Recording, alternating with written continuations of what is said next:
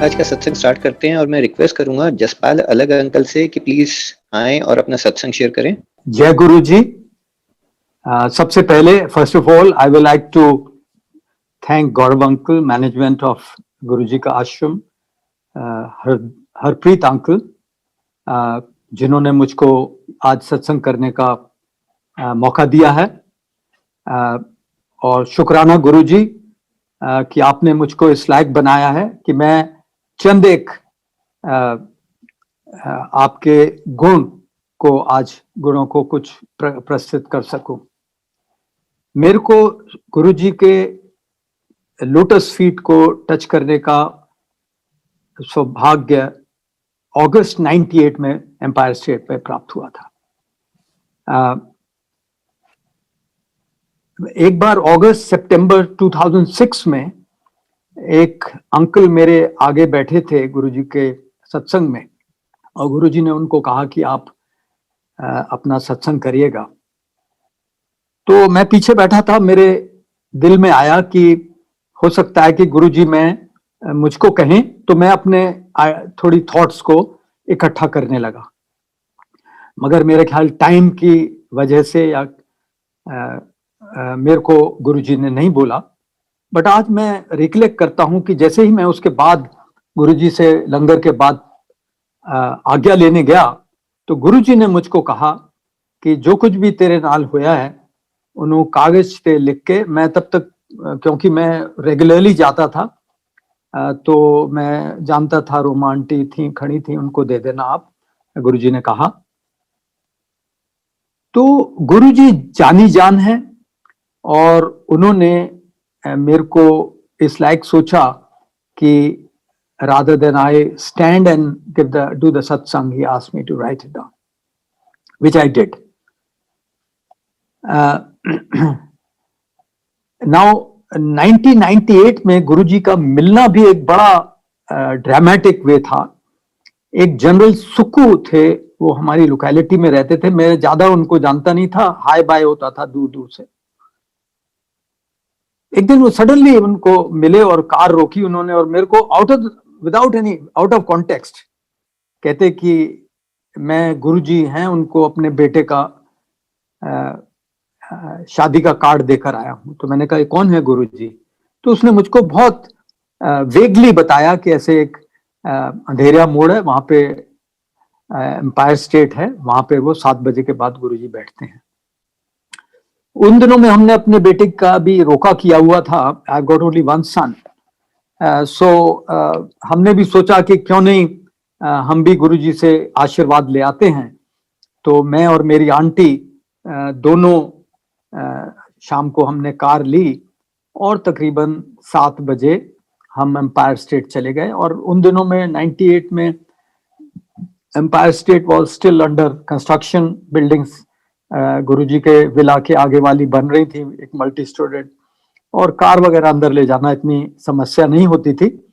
So I went straight inside और जाके मैं अंदर गया, मैं और मेरी आंटी, ज्यादा लोग नहीं थे, 8-10 लोग थे। और लकीली एक अंकल मेरे आगे, क्यों मुझे ये भी नहीं पता था क्या करना है, उनको नमस्ते बोलना है या क्या कहना है। तो लकीली एक अंकल मत्था टेक रहे थे, विच इंडिकेटेड टू मी कि मुझको I have to bow down. तो जब मैंने गुरुजी का मत्था टेका तो गुरुजी ने मुझसे मेरा आई थिंक नाम पूछा और कहा कित्थों आया है। मैं क्या कि गुरुजी मैं नोएडा तू आया। तो गुरुजी ने कहा कि no idea, so that look very amusing to me, but he said अगला की गल है या किस वास्ते आया है। तो मैं कैसे गुरुजी मेरे बेटे का हमने शादी कर रहे हैं, उसकी ब्लेसिंग्स के लिए, उसके लिए आए हैं। I didn't know that Guruji bless और समथिंग, आई सेड उसके लिए आया हूं। तो गुरुजी ने कहा कि उदी फोटो दोनों दी लेके आई। And meanwhile now I recollect कि एक उस दिन मैं किसी का सत्संग सुनते हुए मुझे पता लगा था कि रजिस्ट्रेशन होती थी। तो मेरे को बहुत क्लियरली याद है जब मैंने गुरुजी को नाम बताया अपना पहले दिन ही, तो गुरुजी के पीछे मुझको अब एहसास होता है शायद सगुन अंकल खड़े थे। He was a young person, I think if he is the same person. तो उनको गुरुजी ने कहा इधर नंबर नोट कर ले। So those days I did not have any mobile phone. I had landline in Noida. तो मैंने उसको अपनी लैंडलाइन का नंबर दिया. आज मुझको एहसास होता है कि गुरुजी ने मेरे को पहले दिन ही मुझको उन्होंने एडमिशन कर लिया या रजिस्ट्रेशन कर दी, जैसे कहा जाता है. इस रजिस्ट्रेशन के बाद अगले 9 साल I was never asked a question. My grandson was born. I used to take him any number of times there. And somehow I think Guruji की इतनी मेहर थी, और आज मैं समझता हूं कि गुरुजी ने रजिस्टर कर दिया और मुझको इस लायक सोचा. एक दिन शुरू के दिनों में ही गुरुजी ने 2 या 4 मेरे ख्याल 2 अमृतियां दी मुझे, खोए वाली. और फिर ज्यादा लोग नहीं थे, मुझको हाथ उठा के उन्होंने उंगली से बुलाया और कमांडर 2 होर ले रहे, मतलब टेक मो. तो मैं गया, उन्होंने 2 या 4 मुझको फिर दी, और बड़ी बड़ी इमरती थी और खोए वाली काफी हैवी होती हैं. बट मेरे को एक बड़ा अच्छा लगा कि गुरुजी ने मुझे कमांडर कहा है. I was still serving that time as a brigadier that time. तो मैंने कहा कि बहुत I felt very nice. Little I knew that next few days मैंने देखा कि मेरे आर्मी हेडक्वार्टर के जितने भी टॉप जनरल थे, number 2, number 3 in the line hierarchy में, इवन चीफ्स, वो सब वहां पे थे. And perhaps I was the junior most person. Now इससे एक बात का एहसास हुआ कि गुरुजी जो है वो he makes you feel very nice. आप इतनी ओल्ड संगत से सत्संग सुन रहे हैं पिछले कितने महीनों से, और आपको ऐसा एहसास होगा कि जो भी ओल्ड संगत बताती है वो ऐसा जाहिर करवाती है कि गुरुजी के वो बहुत क्लोज थे. इस तरह से कि गुरुजी बिल्कुल उठना बैठना था. कई तो ऐसा एहसास दिलाते हैं कि उठना बैठना था. ये पहला साइन एक भगवान का है, बिकॉज भगवान के पास सब बहुत क्लोज हैं. हर इंसान सोचता है कि मैं भगवान के क्लोज हूं. ये पहला साइन भगवान का. आज भी जो संगत जुड़ी है वो भी भगवान गुरुजी के इतने ही क्लोज है जो पहले जुड़ी थी.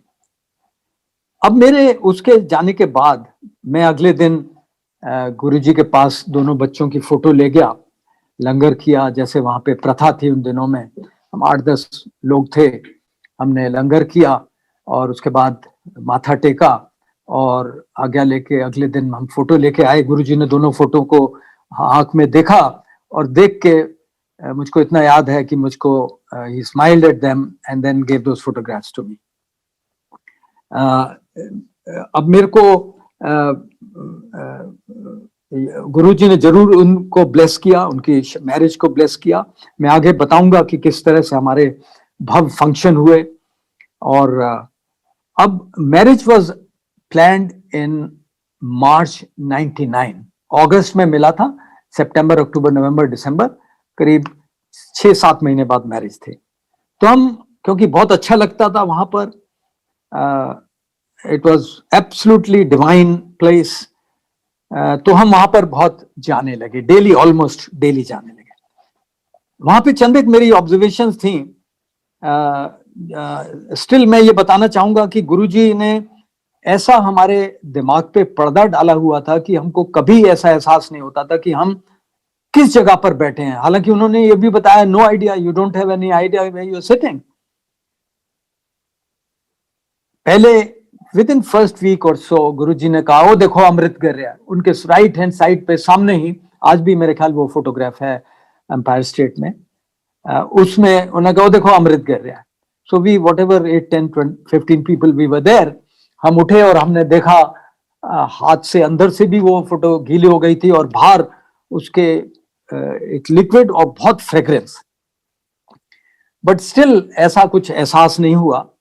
और उससे पहले मैं ये बताना चाहता हूं, जब मैं पहली बार गुरुजी से मिला तो मैंने उनके जो चरण कमल थे उनको उन माथा टेका और उनके जो चरण पड़े थे उसको I try to smell that and I got roses fragrance.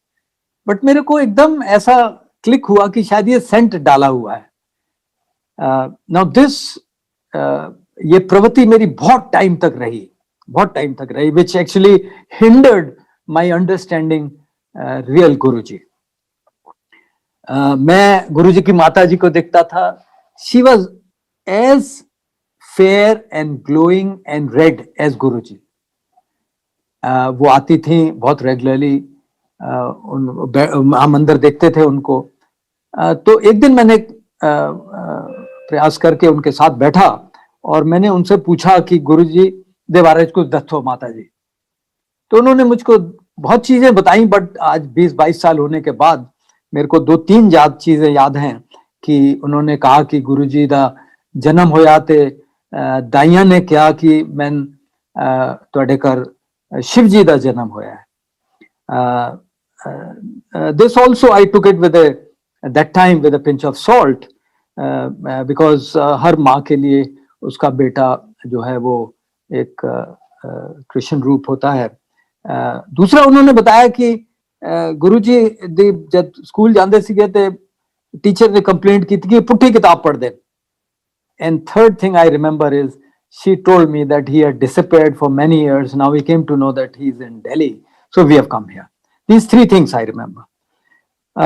और फिर मैं देखता था इस दौरान गुरुजी अपना राइट हैंड रब करते थे, फोरहेड लेफ्ट साइड्स को ऐसे मलते थे कभी कभी, और उसमें एक डीप टैटू, जैसे आप हाथ पे टैटू बनाते हैं, ऐसा डीप डार्क कलर का टैटू उनका त्रिशूल बनता था उनके लेफ्ट साइड फोरहेड में. इसको मैंने कई बार, at least a dozen time I saw. In fact I wanted to see every time. I to keep looking at Guruji कि वो कब टैटू दिखाएंगे. मैंने देखा कि गुरुजी जब अपने कमरे से आते थे और वो बजता था, म्यूजिक बजता था, तो गुरुजी ब्लू लाइट से आते थे. मुझे अभी सुधा आंटी इस साल बिगनिंग में उनसे मैंने पूछा तो उन्होंने कहा वो हर इंसान को वो डिफरेंट कलर दिखाते थे गुरुजी. 7 जुलाई को मैंने 2001 आई थिंक 2000 और 2001 को एक एसके चंदर अंकल थे, I think he distributed some leaflets in which Guruji के जन्मदिन का उन्होंने बहुत ब्यूटीफुल पोएम लिखी थी.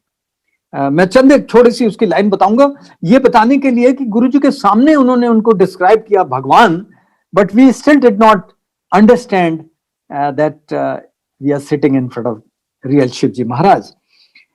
The poem started like that. There were jubilation in the heaven. There were celebrations in the skies. There were tumultuous feelings on earth because God had decided to adopt a human form. It goes on like that. On this day, this mass of humanity tells thee, we are grateful to our Lord for your generosity. Many happy returns of the day. All of us present here, we sing to say. Now, this was sometime I saw on his birthday, people will bring cakes, used to be cut. एक दिन winter का दिन था और हम बड़ी fog होती थी, बहुत ही ज्यादा. हम नोएडा से, it is about 30-35 kilometres I think, Guruji का एम्पायर स्टेट. हम डेली जाते थे, whole week we went. And इतनी फॉग होती थी कि sometime I had to get down from the car and then lead in front of the walk in front of the car. तो एक दिन मैंने अरुण शौरी अंकल को देखा आते हुए, और उनके पीछे बाद में मुझे पता लगा उनकी मिसेस हैं लेडी, जिनको 2-3 आदमी उठाकर ला रहे थे. और मेरा ख्याल अगले दिन या नेक्स्ट दिन whenever I saw that lady walking. तो ये सब इतने सारे गुरुजी के चमत्कार देखने के लिए के बावजूद हमको कभी एहसास नहीं हुआ, क्योंकि उन दिनों में प्रोसीजर क्या था वो मैं आपको बताऊंगा. कि वहां पर मैंने बहुत सारे सत्संग सुने. मैंने जठेरा अंकल का सत्संग सुना, मैंने अनिता कुमार आंटी का सत्संग सुना. एक कर्नल अंकल थे जिनको हेपेटाइटिस सी था, आई थिंक 71 वॉर में उनको कुछ बुलेट लगी थी, एंड देन ब्लड ट्रांसफ्यूजन में he was given wrong blood और समथिंग लाइक दैट. उनका सत्संग सुनता था. मगर जो सेवादार थे वहां पर, वो हमको ब्रीफ करते थे और वो ब्रीफ करते थे कि जब आप वापस यहाँ से बाहर जाके निकल रहे हो तो आपस में बात नहीं करनी है। और मेरे को बहुत डिस्टिंक्टली आज भी याद है, अब ये नहीं याद कौन से सेवादार थे वो, ये याद है कि उन्होंने कहा कि अगर आप किसी से बात करेंगे तो आपकी जो ब्लेसिंग्स हैं वो उनको चली जाएंगी। So we used to just walk back quietly to into our car और गोवे। तो हमको कुछ नहीं पता लगता था कि एक दूसरे से कि गुरुजी ने, जो कि आज पता लग रहा है इतने ब्यूटीफुल लोग अपने सत्संग कर रहे हैं। नाउ गुरुजी ने ऑब्वियसली संगत के ऊपर बारिंग फ्यू पीपल पर्दा डाल दिया था उनके दिमाग में, और उसको मैं आज समझ भी सकता हूं कि भगवान ने ऐसा क्यों किया, कि उनको पता था कि मैं यहाँ पर क्योस हो जाता। You can imagine that empire state और Delhi I would say would have been uncontrollable अगर लोगों को पता होता कि Shiv ji Maharaj has descended himself. एक ओल्ड संगत थी, गुरुजी के कर्नल अंकल थे, वो मेरठ में रहते थे, मुझे कहीं मिले मेरठ में ही। वो उन्होंने कहा मैं दिल्ली आ रहा हूँ, तो मैंने कहा चलो हम इकट्ठे चलेंगे गुरुजी के पास। तो गुरुजी ने उनको पहचाना, मतलब जानते थे, गुरुजी से बातचीत करने लगे। और गुरुजी ने, मैंने बहुत विविडली सुना कि गुरुजी ने उन्हें कहा कि सारे लोग माड़ी चीजा मांगते हैं। तो वो अंकल जब बाहर आए बाद में, वो मुझसे कहने लगे आप गुरुजी से नाम मांगो। तो मैं इसके बारे में कुछ नहीं जानता था। I had no knowledge, no clue about what नाम मीन्स, क्योंकि फौज में ही था अभी भी मैं, एंड यू नो। तो मैंने I think about that time मैंने एक दिन गया और हिम्मत करके मैंने कहा गुरुजी नाम दे दो। तो गुरुजी ने मेरी तरफ देखा और कहा हुणे नहीं, because I think he understood that he is a novice, he is a clueless, he does not know anything what नाम means. But my wife tells me कि गुरुजी ने शायद उस टाइम या उसके थोड़े टाइम बाद कहा कि तू चौपाई शब्द पाठ कीता कर, which I do very regularly. Guruji had also told my daughter-in-law, which I'll tell you later, to do Pehli Pauri da Path. Now, इस तरह से टाइम बीतता गया। We saw it was a beautiful experience. 27 मार्च 99 को मेरे बेटे की शादी का टाइम आ गया। उसकी जो बारात थी वो वसंत कॉन्टिनेंटल में थी। वहां पे beautiful, it was magnificent, lot of foreigners, they were clicking pictures, and you know it was a beautiful scene created by Guruji, I would say. But I will like to tell you that I had hired a small minibus in which my nephew and nieces, 7-8 of them who were living in, whom I made them stay in Noida, they were returning, and we started together from about 12 o'clock at night from Vasant Continental in Vasant Vihar. When I reached home, I found the bus had not come. Almost after an hour when the bus came, I asked the driver, he said, Raste mein it had broken down. All the young girls, 7 of them, were loaded with jewelry. You know how Punjabi girls dress up for these wedding, at least till 99. It was only on Outer Ring Road at night, midnight. They're reaching safe. Could not have been possible without blessing of Guruji. उसके बाद हमने reception किया, which happened in SP मार्ग ताज hotel. उसके बाद जो photographer था उसने मुझको कहा कि साहब मैंने 500-600 शादियां अटेंड की हैं, कवर की हैं, बट मैंने ऐसा कभी नहीं देखा कि इतने स्मूथली मैरिज हो, क्योंकि पंजाबियों के शादी में ड्रिंक्स की वजह से there is always a chaos. तो उस टाइम तो हमको ऐसा एहसास हुआ कि हमने बहुत अच्छी ऑर्गेनाइजेशन एबिलिटी थी, बट जब गुरुजी ने कहा कि तू लिख के ले आ, हमको एहसास होने लगा कि जो कुछ भी हुआ हमारे जीवन में उस टाइम तक ये सब गुरुजी की मेहरबानी थी।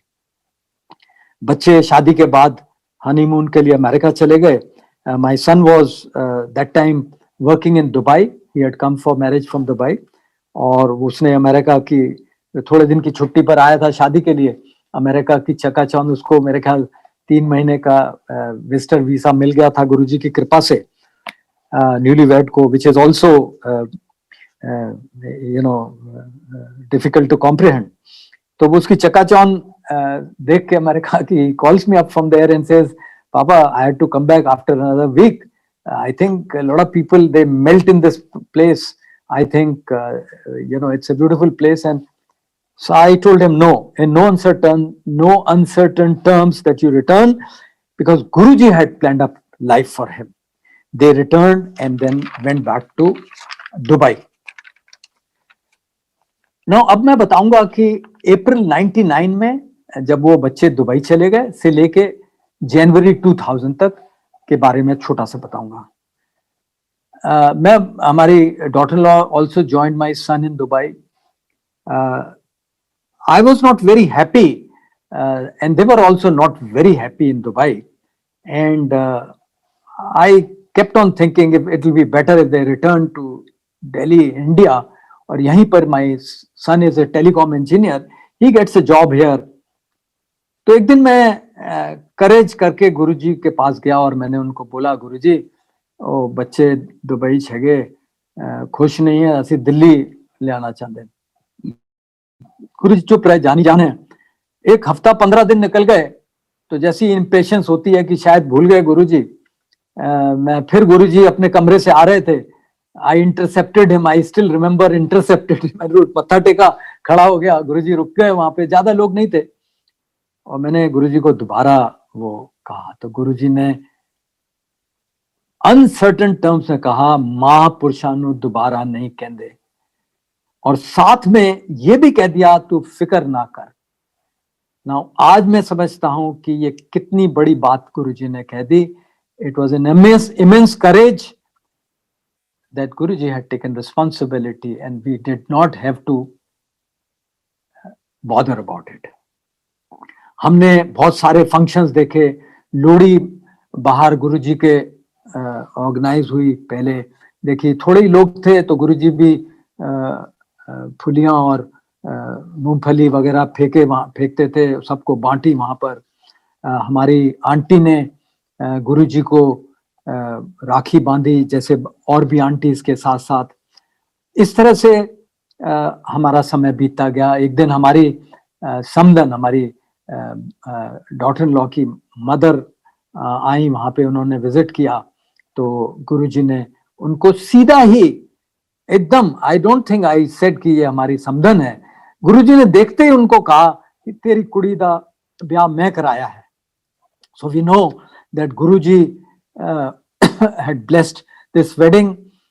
Guruji used to, whenever later my daughter-in-law used to go there, I noticed an odd time that Guruji will give a very divine smile to her, because now I understand that Guruji had blessed her wedding.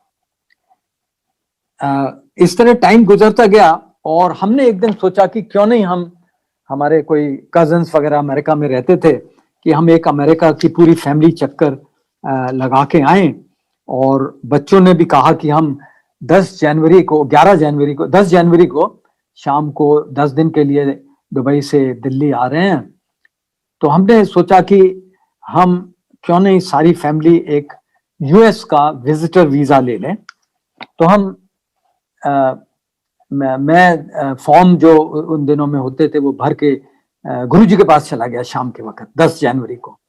और मैंने सीधे गुरुजी के हाथ में वो form 4 form पकड़ाए. मैं कहा गुरुजी कल सवेरे असी अमेरिकन एम्बेसी जा रहे हैं. गुरुजी ने हाथ में आई थिंक 100 एंड एक मुझे बहुत याद है कहा, जा तेरा कल्याण किया. हम बैठ गए. वहां से ही लंगर के बाद 10 साढ़े 10 बजे हम एयरपोर्ट चले गए. बच्चों की फ्लाइट थी 11 साढ़े 11 बजे कुछ. तो उनको पिकअप करके अगले दिन हम उनको अमेरिकन एम्बेसी ले गए. उन दिनों में जैसे आपको पता है कि सिस्टम था कि बाहर सिक्योरिटी पूरे चेक करके पेपर्स, अपॉइंटमेंट एटसेट्रा आपको अंदर जाने देती थी. हॉल था वहां पे सेंटर में और सामने खिड़कियां थी for various kinds of visas like H1, B1 और J1 एंड 10 years और व्हाटएवर. तो वहां पे सेंटर में काउंसलर को जब हम गए अंदर और हमारा नंबर आया तो सबसे आगे मैं खड़ा था, मेरे पीछे हमारी आंटी थी, उसके पीछे हमारे सन था, बेटा था, और उसके पीछे हमारी बहू थी। और मैंने चारों पेपर और चारों पासपोर्ट दिए, तो हमारी वो देख के पहला उसने मेरा नाम रिपीट किया। मैंने कहा हाँ, दिस इज माय नेम। उसने इमीडिएटली मुझको ये कहा, is that your girlfriend at the back? Now I just smiled, I said no, she is my wife. तो अगला वो कहता है कि how would you like if I give you 10 years visa? तो मैंने उसको कहा to all 4 of us? He said yes. I said I'll appreciate it. So he said go to window 1, number 1, which was meant for 10 years visa. मेरे को उस time, मेरे को हमारी आंटी को एहसास हुआ, या तो गुरुजी खुद बैठे थे या उन्होंने उसका दिमाग कंट्रोल किया हुआ था, because nobody could believe a person newly married young engineer getting 10 years visa is just like a green card getting it. This thing. इस वीसा मिलने के बाद हमारा बेटा गया नहीं, गुरुजी ने उसकी दिल्ली में ही नौकरी लगवा दी, उसकी टेलीकॉम कंपनी में वो काम करने लगा। और जनवरी 2000 से लेके जुलाई 2000 तक एक बहुत ही हमारा खुशी का पीरियड निकला, बहुत सुखदाई टाइम था। हम लंगर में जाते थे, डिवाइन चाय मिलती थी वहां पर, उसके बाद डिवाइन लंगर होता था। मुझको याद है एक बार फील्ड मार्शल मानेक शाह के साथ बैठा था, और मानेक शाह ने पहला ही रोटी मुंह में डाली, उसने कहा कि it's a divine langar. This was best period for our life, because हमारे बच्चे मेरे घर में नोएडा में फर्स्ट फ्लोर पे रहते थे। हमारा 2001 में ग्रैंडसन का गुरुजी की कृपा से उसका जन्म हुआ दिसंबर 2001 में। और एक दिन जब वो करीब 2-2.5 साल का था, बोल सकता था, हम गुरुजी के पास ले गए, मत्था टेक के हम जैसे ही मुड़े, सीढ़ियों तक भी नहीं शायद पहुंचे थे बाहर निकलने के लिए, तो उसने जोर से कहा, नाउ गुरुजी अब क्लाउड्स में चले जाएंगे। I have no doubt Guruji जानी जान है, they I am sure bless the grandson. Our granddaughter was born in America. दोनों बच्चे जो हैं हमारे son and daughter in law and both the grandchildren, ये वहाँ पे सत्संग में रेगुलरली जाते हैं, जो उषा आंटी के पहले घर में होती थी, आजकल भाई सेंटर में होती है, वहाँ पर जाते हैं। और हमारी जो ग्रैंड डॉटर है वो वेरियस फंक्शन पे डांसेस वगैरह करती है। So it is very nice that they have got connected with that. Now coming back on to 2004 में गुरुजी के आशीर्वाद से हमारे बेटे को अमेरिका में जॉब मिल गया टेलीकॉम कंपनी में। तो मुझको याद है मैंने गुरुजी को कहा, जाकर मत्था टेका, मैंने कहा गुरुजी गुरताज नु जॉब अमेरिका मिल गया। गुरुजी ने कहा जान दे। So this is how in July I think he left for USA. उसी दौरान में कहीं जुलाई के बाद अगस्त के टाइम, या जब मैं गुरुजी के पास मैं और मेरी आंटी गई, तो गुरुजी ने हमको एक मुट्ठी भर के अपने स्वरूप दिए और ये कहा कि इन्हू अपने कार्ड्स रखा कर। So we started keeping that swaroop in our car. We still have many of them. और संगत जी, मैं बता सकता हूं कि उस दिन है, आज का दिन है, हमको कभी कोई ऐसी प्रॉब्लम नहीं हुई, कभी कार में कोई ब्रेकडाउन नहीं हुआ, कभी कार कोई तकलीफ नहीं हुई, सब गुरुजी के आशीर्वाद से। इसी दौरान में अगस्त में समटाइम हमारी आंटी को भी, बच्चे अमेरिका चले गए थे, वो इनिशियली लॉस एंजलिस में थे, आंटी को भी जाना पड़ा और वो अगस्त में जाके बच्चों के पास चली गई। मैं कहीं सितंबर में किसी टाइम पे गुरुजी के अकेले चला जाता था, गुरुजी के आश्रम में गया एम्पायर स्टेट में, और लंगर वगैरह करके नॉर्मल एज यूजुअल घर वापस आ गया। घर आने के बाद 10, साढ़े 10, 11 बजे जो भी टाइम था, मैंने जब अपने कपड़े बदले तो मुझको बहुत जोर से कमरे में रोजेस की fragrance I, unmistakable. I think उस तरह की फ्रेग्रेंस मैंने दोबारा नहीं ली। मेरे को I have got fragrance some time 2-3 times more, but वैसी इतनी अनमिस्टेकेबल नहीं आई। मैंने नया सूट, नाइट सूट पहना था, धोबी का धुला, हाथ लगाया, I still smelled the hand, it was uh, uh, uh, Guruji's rose smell. मेरे सुबह उठते जनरली मेरा रूटीन होता था कि मैं अपनी आंटी को रिंग करता था अमेरिका में about 7 o'clock, which used to be 6:30 in Los Angeles that time, those days. It is. तो मैंने आंटी को रिंग किया तो मेरी आंटी ने सीधा ही मुझको बोला, बेटे ने कहा कि हमारा बहुत बड़ा है, अभी एक्सीडेंट हो गया है.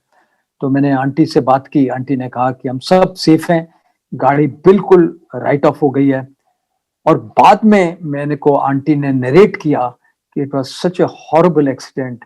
मेरे बेटे ने, he was driving in Dubai, so he easily got a licence in America, but उसने एक रेड लाइट क्रॉसिंग पे देखा कि लाइट येलो ग्रीन से येलो हो रही थी, तो he speeded up to turn right. So he thought कि मैं निकाल लूंगा गाड़ी. और उधर से एक Corvette, almost racing car, must be coming at 60, 65, 70 miles an hour की स्पीड से. उसने देखा उसके दूर से ग्रीन हो गई है, तो उसने स्लो नहीं की, and they had a head on collision. मेरी आंटी बताती हैं कि गाड़ी was shattered. My son's Toyota Corolla था उन दिनों में उसके पास. It was dragged about 50 meters.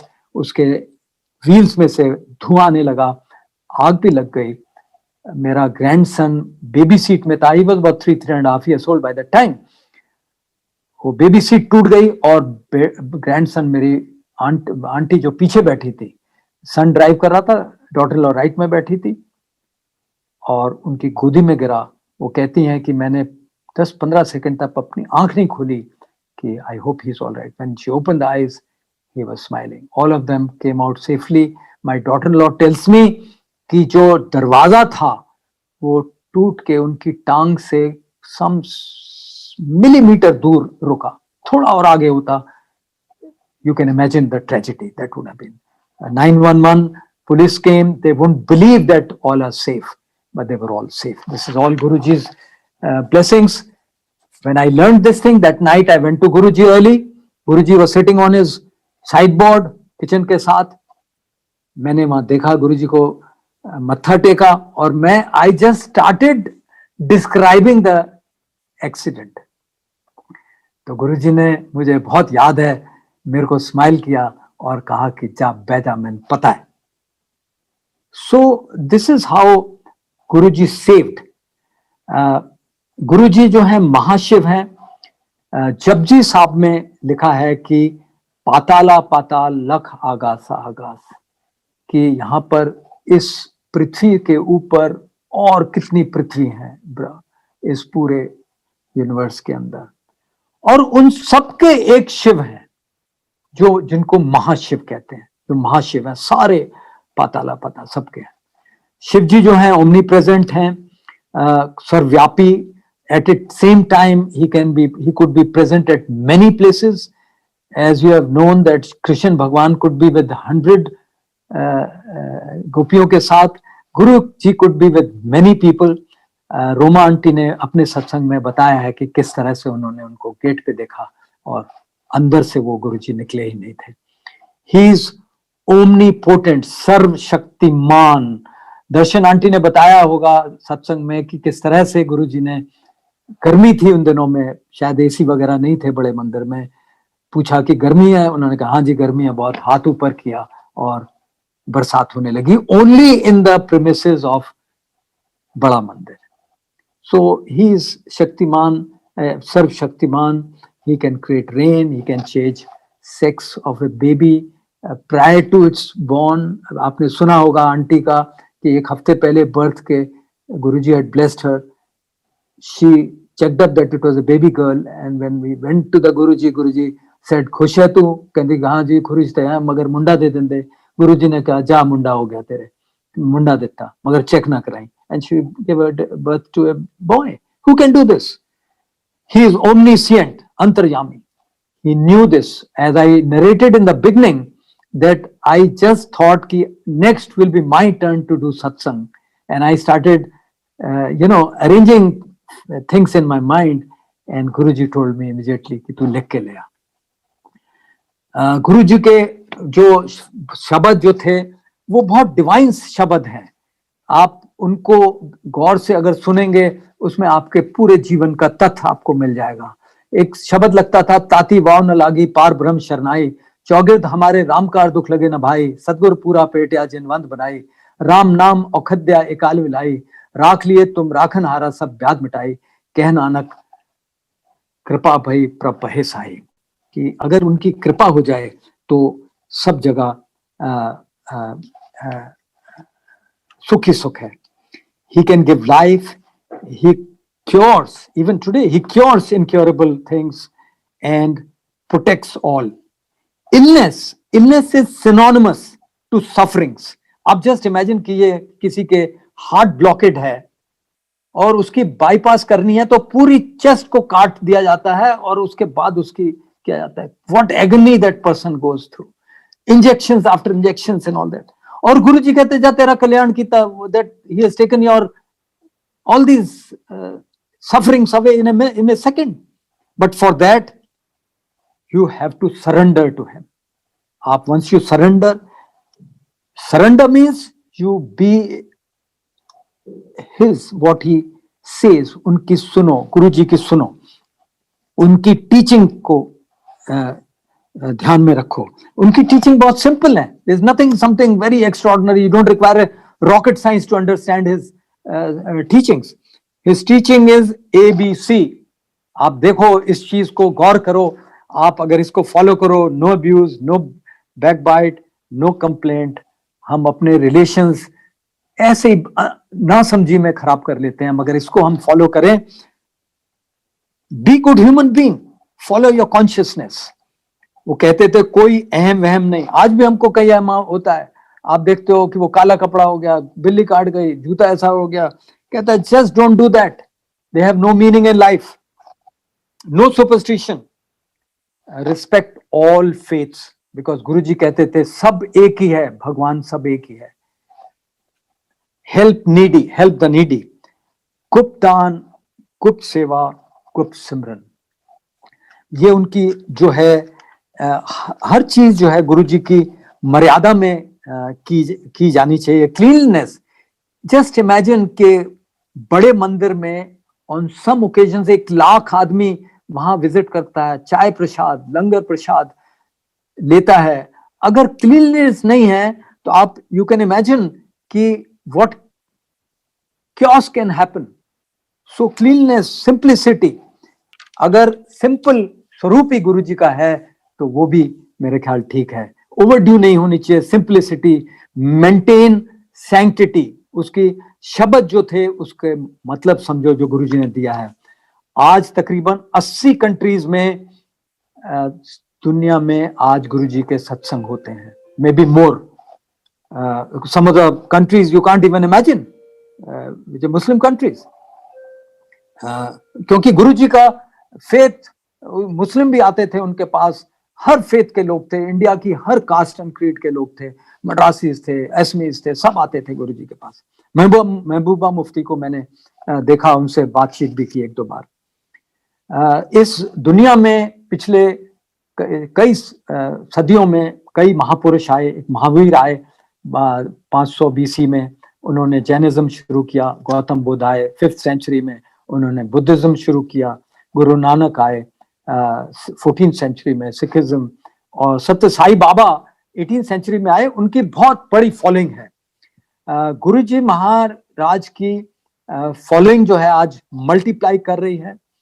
All people of all faith, मेरा ड्राइवर मुस्लिम था, वो भी कभी अंदर आ जाता था और गुरु जी उसको भी ब्लेस करते थे।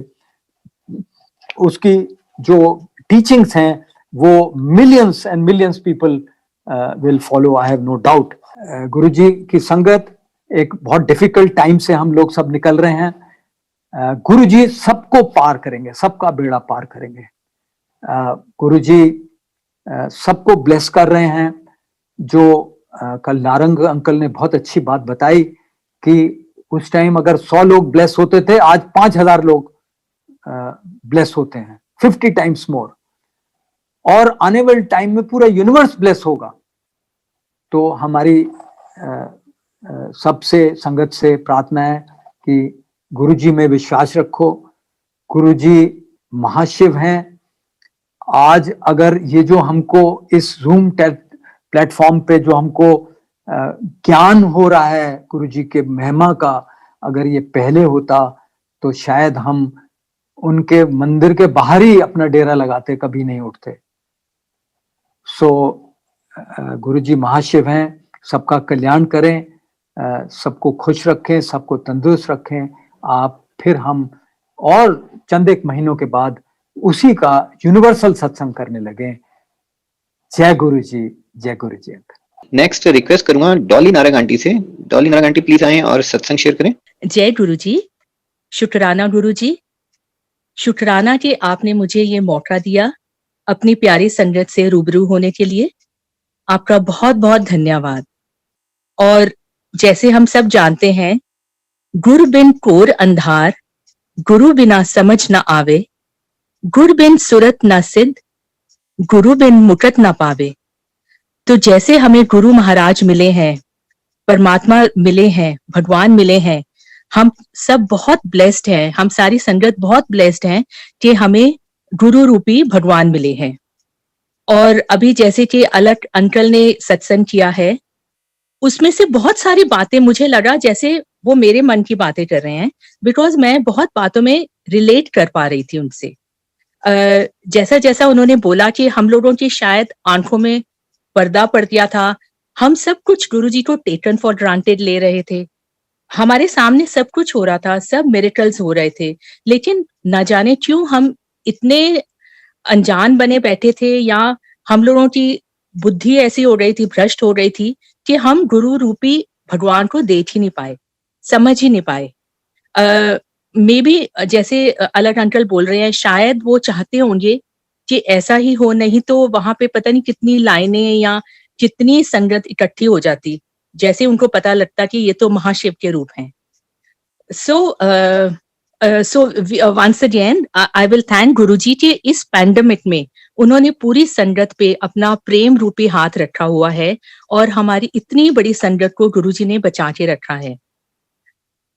हाँ जी, तो अब मैं आपसे बताऊंगी। सबसे पहले हमारी मुलाकात गुरुजी से 1995 में हुई, जब गुरुजी जालंधर वाले मंदिर में होते थे।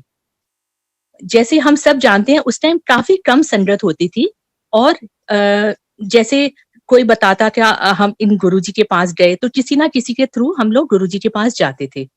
तो सबसे पहले मेरे बड़े ब्रदर का जाने का मौका मिला उन्हें, और वो गए जब, तो गुरुजी तब आराम से संगत से बैठ के बातें करते थे। तो सबसे पूछते थे कि तुम्हारा क्या नाम है, तुम कहाँ से आए हो, तुम्हारे घर में कौन कौन है। तो उन्होंने पूछा कि तुम्हारे मम्मी डैडी का नाम की है। तो मेरे ब्रदर ने बताया मेरे डैडी का नाम, मम्मी का नाम। तो गुरुजी ने बोला कि तू उन्हां नूं लेके आई अगली बार। Now we belong to a Sikh family, and उस टाइम ऐसा ही जैसे सिख धर्म में माना जाता था, सिवाय गुरु ग्रंथ साहब जी हम लोग किसी के आगे मत्था नहीं टेकते थे। सो कुछ समय तक तो मेरे ब्रदर ने मम्मी डैडी को नहीं बताया कि मैं कोई गुरुजी के पास जा रहा हूँ। पर जब बार बार जब वो जाने लगे और गुरुजी बार बार उन्हें पूछने लगे कि डैडी को लेके आओ, मम्मी डैडी को लेके आओ, तो उन्होंने आके फिर मम्मी डैडी को बोला कि मैं ऐसे गुरुजी के पास जाता हूँ और वो आप लोगों को बुला रहे हैं। तो मम्मी ने बोला ठीक है, इसमें किसी महापुरुष से मिलने में क्या हर्ज है, ब्लेसिंग्स ही मिलेंगी ना, तो हम चलते हैं। ये लोग उस टाइम, मम्मी डैडी अभी भी मेरे चंडीगढ़ में रहते हैं। तो वहां पे वो गुरुजी के पास गए। तो गुरुजी ने मेरे डैडी को, खैर गुरुजी तो जानी जान है, हम लोगों का जन्मों जन्मांतर का उनसे रिश्ता है। गुरुजी तो हर इंसान को, हर रूह को, हर सोल को पहचानते हैं। हम लोग हैं जो गुरुजी को पहचानने में हमने बहुत भूल करी। तो उन्होंने डैडी को पहचाना इसलिए कि डैडी जिस डिपार्टमेंट में काम करते थे, उसी ऑफिस में गुरुजी भी जाते थे। उनके साथ शायद चंडीगढ़ सेक्रेटेरिएट में डैडी का ऑफिस था, और वो गुरुजी भी किसी ना किसी को मिलने शायद कहीं जाते थे। तो डैडी ने गुरुजी को देखा हुआ था, तो डैडी ने भी पहचान लिया कि ओ गुरुजी, आप तो हमारे ऑफिस में आते थे। तो गुरुजी ने बोला हाँ हाँ मैं आता था। और फिर गुरुजी ने कुछ नाम पूछे डैडी से कि ये फलां फलां भी आपके ऑफिस में काम करता था, वो कहाँ है। तो डैडी ने बोला जी एक दो तो डैडी ने बोला जी होता रब नू प्यारे हो गए, मतलब वो अब नहीं है इस दुनिया में। तो ऐसे करके उनका गुरुजी का डैडी से डिस्कशन हुआ। फिर क्योंकि मेरे daddy is a very simple man, वो सिवाय लाइक गुरुद्वारे के मत्था टेकने के कहीं किसी चीज में बिलीव नहीं करते। पर गुरुजी ने फर्स्ट टाइम ही डैडी को डिवाइन प्रसाद से ब्लेस किया। और जैसे वो उनके पास आया वो डिवाइन प्रसाद, वो एक बहुत बड़ा पिन्नी का फॉर्म होता था और इतना गरम कि उन्होंने डैडी के हाथ में रख दिया और डैडी के हाथ ऑलमोस्ट जल गए कि इतना गरम था वो। और फिर उन्होंने बोला कि आप ये प्रसाद 3/4 आप संगत में बांट दीजिए और 1/4 आप अपने पास रखिए, और जब भी कभी कोई मुसीबत हो, कुछ है, तो आपके पास ये प्रसाद है। और उस प्रसाद से इतनी खुशबू आ रही थी गुलाब की, जैसे किसी ने पूरा पूरा का पूरा गुलाब का कोई कॉन्सेंट्रेटेड फॉर्म उसमें उड़ेल दिया हो, इतनी खुशबू उसमें। इनफैक्ट इतनी होती थी कि वो जो प्रसाद पड़ा होता था वो 6-6 महीने भी आप देखें, 7 महीने भी देखें, तो जिस चीज में हम रखते थे, टिश्यू में रख के, जैसे पर्स में रख लिया, तो वो खुशबू जाती नहीं थी, वो खुशबू वैसी की वैसी होती थी। तो उन्होंने उन्हें वो प्रसाद दिया और फिर उन्होंने बोला चलो ਤੁਹਾਡੀਆਂ 7 पीढ़ियां, मतलब आपकी 7 जनरेशंस मैंने तार दी। तो अभी आप फर्स्ट टाइम वैसे भी कहीं जाएं तो आपको थोड़ी थोड़ी बातें आपके जैसे सर के ऊपर से निकल जाती हैं, आप बिलीव नहीं करते जब तक आपके साथ कुछ होता नहीं। तो उन्होंने फिर पूछा उनसे कि आपके घर में कौन कौन है, आपके कितने बच्चे हैं। तो वी आर 5 ब्रदर सिस्टर्स। एक मेरा ब्रदर वो जा ही रहा था वहां बड़ा, तो सबके नाम पूछे गुरुजी ने और फिर उन्होंने बोला अच्छा डॉली शम्मी नु बुलाओ। तो उन्होंने बोला ठीक है गुरुजी, ਅਸੀਂ ਉਹਨਾਂ ਨੂੰ कह देंगे। तो हम लोग तो जैसे दिल्ली में रहते हैं, तो मम्मी ने कहा ठीक है ये लोग पता है कहाँ आएंगे, ये हम लोग बोल देंगे उनको। तो मम्मी ने हमें बताया कि हम ऐसे गुरुजी के पास गए थे और वो आप लोगों को बुला रहे हैं। तो एज यूजुअल उनको पता था हमारा रिप्लाई क्या होगा कि ठीक है हम जब कभी उस तरफ गए तो हम गुरुजी को मिल लेंगे। अब मम्मी डैडी का आना जाना शुरू हो गया गुरुजी के पास, क्योंकि गुरुजी एक बार कोई भी उनके पास जाता था वो गुरुजी के प्यार में ऐसा बन जाता था, कुछ ऐसी कशिश होती थी कि वो बार बार गुरुजी के पास जाना चाहते थे। और गुरुजी इतना प्यार करते थे अपनी संगत को, मतलब उन पे जान छिड़कते थे गुरुजी। तो उन्होंने मम्मी डैडी ने उनके पास जाना शुरू कर दिया और उन्होंने हर बार गुरुजी ने बोलना शुरू करा कि डॉली शम्मी नु बुलाओ, डॉली शम्मी नु बुलाओ। तो एक बार मम्मी बहुत एम्बैरेस हो गए, मम्मी ने बोला कि गुरुजी ਅਸੀਂ ਤਾਂ ਕਹਿ के थक गए, तुसी आप पे ही बुला लो। मीनिंग कि आप अपने आप बुला लो, हम तो उनको परेशान हो रहे हैं बोल बोल के। अब उस टाइम मेरे Shammi uncle was reading news, Doordarshan पे न्यूज होती थी उनकी, और कहीं बाहर जाने से पहले हम लोगों को उनको लिख के देना पड़ता था कि मैं इन दिनों में दिल्ली में नहीं हूँ, तो ताकि वो कभी न्यूज ना लगाए उनकी उन दिनों में। तो उन्होंने बोला ठीक है चलो। गुरुजी ने जब बोला मम्मी को कि ठीक है, तो गुरुजी का हमें मैसेज मिला। ऑफ कोर्स उनका हुक्म हमारे मन में आया, दिल में आया कि हमें जरूर जाना चाहिए गुरुजी के पास। तो खैर हम लोगों ने ट्रेन बुक करी और हम लोग वहां के लिए रवाना हो गए।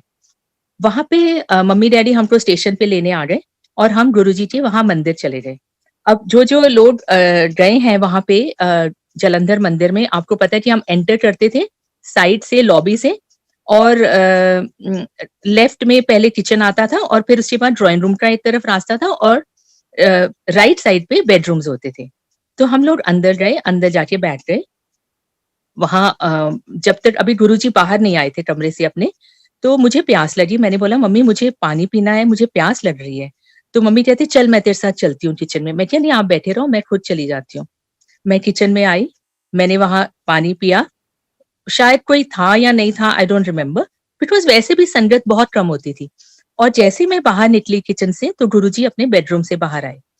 मैंने तो गुरुजी का स्वरूप देखा हुआ था, सो आई न्यू गुरुजी कैसे दिखते हैं। तो मैंने झुक के गुरुजी के पांव छुए और गुरुजी मुझे देख के स्माइल करके कहते डॉली आ गई तुम। और मैं इधर उधर देख रही हूँ कि मेरे साथ ना मम्मी है, मेरे साथ कोई भी नहीं है, नोबडी हैज इंट्रोड्यूस्ड मी। तो गुरुजी को कैसे मालूम मेरा नाम। खैर एनीवे वो अपना स्माइल, जैसे उनकी थोड़ी नोटी सी स्माइल करके अपना अंदर जाके बैठ गए गुरुजी। और वहां बैठे, फिर मम्मी ने मुझे इंट्रोड्यूस कराया, गुरुजी मेरी बेटी है डॉली, शम्मी ने। तो गुरुजी कहंदे हाँ हाँ बड़ी चंगी कुड़ी है। I told him because my official name is Dipinder Kaur. So he said, oh हाँ Dipinder Kaur डॉली बड़ी चंगी कुड़ी है। And then he asked what do we do? तो मेरे हस्बैंड ने तो बोला कि जी गुरुजी मैं न्यूज पढ़ना, और then when he said news पढ़ना है, तो Guruji started talking about current affairs, about politics, as if you are paying a visit, you know, आप कहीं किसी को मिलने जाते हैं फर्स्ट टाइम, सोशल विजिट पे करते हैं, तो जैसे जनरल कोई बात पूछते हैं, आप क्या करते हो जी, कहाँ रहते हो, it was something like that. So he told him कि I do this. Then he asked me कि what do you do? I said Guruji I am very fond of singing. तो गुरुजी ने बोला अच्छा चल फिर कुछ सुना दे। Now I was taken aback because I said मैं तो ऐसे प्रिपेयर करके आई नहीं थी कि मैं गाना गाऊंगी। मैंने कहा गुरुजी मैं तो कोई डायरी भी नहीं लेके आई, मैं तो ये सोच के ही नहीं आई थी कि मुझे कुछ गाना है। तो गुरुजी कहते कोई गल नहीं, सुना दे कुछ भी, जो भी याद है। तो my husband plays very good beat on, जैसे उनको ब्रीफ केस मिल जाए या तब टेबल मिल जाए, नॉट कि तबला बजाना है उन्होंने, बट वो बहुत अच्छी बीट संगत करते हैं, कुछ भी मिल जाए उनको सरफेस। तो उन्होंने किसी को बोला जी मुझे ब्रीफ केस मिल जाएगा, तो ब्रीफ केस आ गया। तो शम्मी जी ने अपनी बीट देनी शुरू कर दी और मैंने गाना शुरू किया। नेचुरली मैंने शब्द अपनी तरफ से सोच सोच के गाने शुरू किए। अब शब्द मुझे पूरे याद भी नहीं थे, मैंने कहा गुरुजी मुझे तो पूरे याद नहीं, कहते कोई बात नहीं। तो मैंने थोड़े थोड़े आधे आधे शब्द गाती रही, जैसे एक अंतरा एक स्थाई, like this I was singing. तो कुछ मैंने शब्द गाए, फिर गुरुजी मुझे हर बार थोड़ा सा गाऊं, फिर बोले और सुना दे और सुना दे और सुना दे। So I kept going on and on and on. तो शब्द भी सुना दिए, भजन भी सुना दिए। देन उसके बाद आई सेड गुरुजी अब तो मुझे सिर्फ फिल्मी गाने याद हैं। तो गुरुजी कहते तू वही सुना दे। So then I started singing songs, like उसमें भी मैं चुन चुन के गा रही थी, जैसे तुम ही मेरे मंदिर, तुम ही मेरी पूजा, something like that. So and also I realised कि मेरा बेटा उस टाइम कोई, I think he was about 3 years और समथिंग। तो नेचुरली जब आपका बेटा इतना छोटा है तो आप उतना रियाज कर नहीं पाते, आप उतना सिंगिंग में बहुत ज्यादा नहीं कर पाते। तो I think this was his way of making me practice music, कि मैं काफी देर तक गाती रही उनके सामने। सो एंड ऑल्सो अनदर थिंग कि मुझे हमेशा म्यूजिक को मैंने एक बहुत ऊंचा दर्जा दिया है। आई हैव ऑलवेज फेल्ट कि अगर आप म्यूजिक जब आप गाते हैं तो आप टोटल कॉन्सेंट्रेशन से गाते हैं, और आपका सीधा आई थिंक तार एक ऊपर जुड़ती है भगवान के साथ, which I always felt music has that quality. जिसमें मेडिटेशन आप करेंगे तो उसमें भी आपको कॉन्सेंट्रेशन की जरूरत है। तो म्यूजिक में मुझे हमेशा लगता था कि म्यूजिक आपको एक बहुत अच्छे से भगवान के साथ जोड़ता है। So which probably Guruji understood in me, and that is why for him कि फिल्मी गाने हो कुछ भी हो, music is music, music is divine. इसलिए उनको मेरी ये, क्योंकि हम सोचते हैं ना कि हमें पता है, हमने किसी को बताया नहीं, लेकिन गुरुजी आपके मन की अंदर की बात सब समझ लेते थे। इनफैक्ट गुरुजी की मुझे लगता था eyes were like an x-ray, I mean that is an example I am giving you. It was like an x-ray कि आपके मन का, आपका बॉडी का, whatever problem you have, whether you have a problem, आपका दिल कैसा है, वो सब जान लेते थे। तो उनके सामने आप कुछ भी एक्टिंग या कुछ वो नहीं कर सकते थे, बिकॉज गुरुजी आपको पूरा अंदर से जानते थे आपके मन में क्या चल रहा है। So that was our first introduction to him. उसके बाद मैंने सोचा था मैं गुरुजी को, आई हैड अ प्रॉब्लम, गायनेक प्रॉब्लम थी मुझे, कुछ यूट्रस में प्रॉब्लम थी। तो मैंने सोचा था मैं कुछ बोलूंगी नहीं गुरुजी को, अगर गुरुजी जाने जाना है तो वो समझ जाएंगे। तो मेरे पता नहीं मैंने क्या गुरुजी की शख्सियत थी कि मैंने उनको बोल दिया कि गुरुजी आई हैव दिस प्रॉब्लम। तो गुरुजी ने बोला अच्छा चल मैं तेरा फिर उन्हें ऑपरेशन कर देना है। Now I was very scared of going to the doctors. तो मैंने कहा अगर मैंने ऑपरेशन ही कराना था तो मैं डॉक्टर के पास जाती, अब ये क्या करेंगे मैं। Remember this was my first visit. और इतना हमें अब तो जैसे हर किसी को मालूम है कि गुरुजी कितना कल्याण करते हैं, उस टाइम हमको नहीं मालूम था। तो गुरुजी ने बोला चल मैं तेरा ऑपरेशन कर देना है। और उन्होंने मुझे बोला कि आप ऐसा करो, पान के पत्ते मंडरा लीजिए 51 रुपीज की। तो मेरा ब्रदर जाके पान के पत्ते ले आया। Now I had this consolation कि चलो my family is with me, my parents are there, my husband is there, my brother is there, तो अगर कुछ हो रहा तो सब सामने है। तो एनीवेज गुरुजी ने मुझे बोला, एक रूम में डायरेक्ट करा कि आप इस रूम में चले जाओ। उस रूम में मैं गई तो वहां पे 2-3 आंटीज थी, सो आई फेल्ट गुड, आई से चलो कोई तो है इधर। तो मैं भी वहां जाके लेट गई। तो गुरुजी आए, उनके पास एक स्पून था with a very long handle, और मैं जैसे लेट गई और मेरे पेट के ऊपर उन्होंने एक जगह पे जोर से प्रेस करा, कहते इत्थे दर्द है। मैं क्या, हाँ जी गुरुजी। तो उन्होंने क्या करा, थोड़ा सा आई लिफ्टेड माय शर्ट, तो उन्होंने वो पत्ते मेरे पेट पे स्प्रेड कर दिए हॉरिजॉन्टली कि चल तेरा ऑपरेशन हो गया। So I felt very strange कि कुछ किया नहीं, ऐसे कोई ऑपरेशन होता है? हम लोगों का जो ब्रेन है ना, हमारा माइंड है, we don't accept these things, हम लोग रीजनिंग बहुत करते हैं। और खैर उन्होंने बोला जी तुम्हारा ऑपरेशन हो गया और अब थोड़ी देर में उठ के आ जाना। तो मैं बाहर आ गई और उसके बाद उन्होंने बोला कि ये जो सारे पत्ते हैं इनको आप जल प्रवाह कर देना जाते हुए। तो हम लोग चंडीगढ़ चले गए थे रात को वापस मम्मी डैडी के पास। तो उस टाइम भी गुरुजी जो उनके पास संगत आती थी, कोई लुधियाना से आती थी, कोई जालंधर से आती थी, कोई गोबिंदगढ़ से आई है, कोई चंडीगढ़ से आई है, तो गुरुजी सबको इकट्ठा भेजते थे। कई जैसे कभी बोलते थे चलो जी चंडीगढ़ दी संगत हुन तुसी चलो। सो हम लोग सारे इकट्ठे निकलते थे जितने भी होते थे। एंड देन लुधियाने वाली संगत हुन चलो, जलंधर वाली हुन जाओ, ऐसे गुरुजी इजाजत देते थे। हम अपनी मर्जी से वहां से वापस नहीं आ सकते थे, गुरुजी इजाजत देते थे। So that was our first visit at Guruji's place. Now we also started going to Guruji after that. So second time when I went, he told me कि I have to repeat that process again. तुम्हारा operation दोबारा करना पड़ेगा. So again that operation was done, and then he told me जाओ जाके बाहर सैर करके आओ. So I went out, took a stroll, came back. Then he said चल हो गया तेरा ऑपरेशन, बनाता तेनू 16 साल दी जवान, जा जाके अल्ट्रासाउंड करा ले. सो ऐसे ठीक है वो भी करा लूं जी जब मौका मिलेगा, जैसे हमारे मन में कि ठीक है अब डॉक्टर के पास तो जाना नहीं, जब प्रॉब्लम होएगी तो चले जाएंगे. अच्छा then another very strange thing Guruji, to this day मुझे इस बात का आंसर नहीं मिला. गुरुजी के पास एक छोटी सी पॉकेट डायरी होती थी और हर बार हम जाते थे तो गुरुजी बोलते थे अपना इधर नाम, एड्रेस, फोन नंबर लिख दे. And we used to write that. And I don't know how every time he used to tell us कि address नाम लिख दो.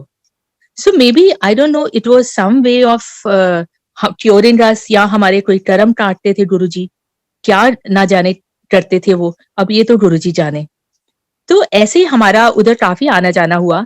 एक बार और बड़ी मजेदार बात हुई कि हम गुरुजी के पास गए हुए थे और जैसे उन्होंने रात को छुट्टी दी, एक बार तो हमें छुट्टी नहीं दी, उन्होंने बोला था कि आप आज इधर ही रुकोगे, आपकी मम्मी डैडी चले जाएं.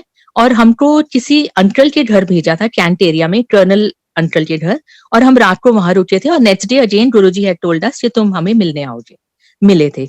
और एक बार ऐसा हुआ कि उन्होंने बोला कि ठीक है आप जाइए चंडीगढ़ और कल सुबह फिर से आ जाना 8 बजे.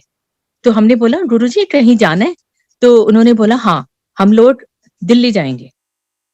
अगर आप अब ज्योग्राफी देखें तो अगर हम जलंधर से चंडीगढ़ जाएंगे तो चंडीगढ़ से दिल्ली जाना is better and coming from Chandigarh to Jalandhar and Jalandhar to Delhi. तो हमने बोला गुरुजी हम आपको अंबाला में मिल लेंगे क्योंकि आप भी तो अंबाला से ही निकलेंगे. कहते नहीं नहीं तुसी ना जलंधर आ जाओ. अब हम लोगों में कहाँ से वो एनर्जी आती थी आप ये सोचिए. हम पहले रात को चंडीगढ़ पहुंचे लेट नाइट, देन सुबह हम निकल के गुरुजी के पास 7:45-8 जलंधर पहुंच गए. उसके बाद गुरुजी ने बोला चलो अब दिल्ली चलते हैं. और फिर हम लोग दिल्ली के लिए निकले.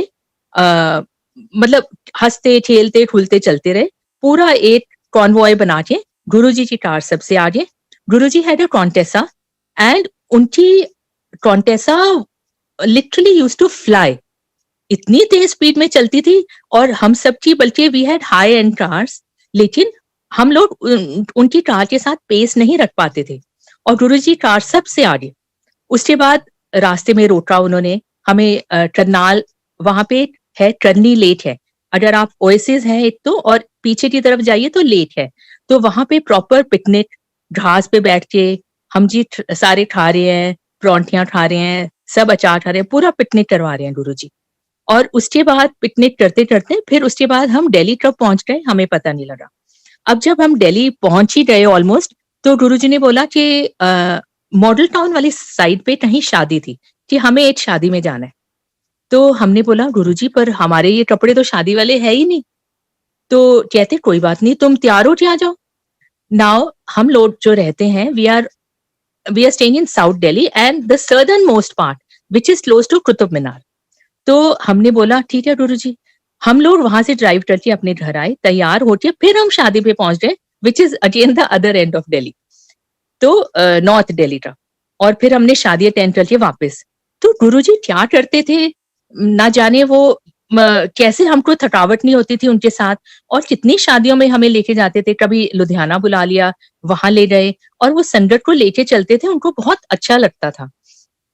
और मैं एक आपको और, उन दिनों में बड़ी बात होती थी कि गुरुजी अपनी कार में पेट्रोल नहीं डालते। ये एक बहुत बात बनी हुई थी। और ये एक बार हुआ मेरे मम्मी डैडी के साथ। गुरुजी ने जैसे उनको लेके जाना था अबोहर।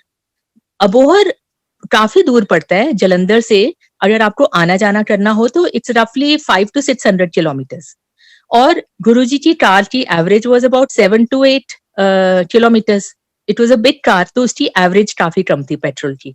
तो डैडी भी साथ में गए, तो उन्होंने बोला कि अब हम देखते हैं गुरुजी पेट्रोल डलवाते हैं या नहीं डलवाते। क्योंकि हम लोग उस स्टेज में थे कि हम गुरुजी की टेस्टिंग करते रहते थे कि ये कैसे हुआ, ये कैसे हुआ। हम क्योंकि मानने को तैयार ही नहीं थे, हम हमेशा गुरुजी को सोचते थे कुछ ना कुछ गुरुजी करते हैं, कोई तो टेस्टिंग मतलब देखना पड़ेगा क्या करते हैं। तो डैडी ने अपने ड्राइवर को बोला कि तूने बिल्कुल गुरुजी की कार के साथ रखनी है, और तूने उसका पीछा नहीं छोड़ना ड्राइवर का। अगर हम वहां पहुंच भी जाते हैं तो तुम ध्यान रखना, ड्राइवर के साथ रहना, तुम अंदर मत आना, तुम्हें हम पैसे दे देंगे, तुम खाना अपना बाहर खा लेना, लेकिन तुम ड्राइवर का पीछा मत छोड़ना, देखना कहीं चुपके से पेट्रोल तो नहीं डलवा रहा। तो ड्राइवर ने वही करा, वो बिल्कुल गुरुजी के ड्राइवर के साथ साथ रहा। उन्होंने उल्टा अपनी कारों में पेट्रोल डलवाया, लेकिन इनकी गाड़ी में कोई पेट्रोल नहीं डला। उसके बाद जी वो वहां भी पहुंच गए, और when they reached Jalandhar they check, तो गुरुजी की कार में अभी भी needle was in the middle, अभी भी उनकी गाड़ी में आधा टैंक था। So these are small little miracles. मतलब उनके लिए तो ये बहुत ही नाम मात्र मिरेकल है गुरुजी के लिए, पर ये भी जरूरी है कि गुरुजी भी ये मिरेकल इसीलिए दिखाते थे कि वो कहते थे ऐसे तो आप मानते नहीं मेरी बात, आप मानते नहीं। हम लोग तो मानने को तैयार नहीं थे कि गुरुजी तो भगवान है।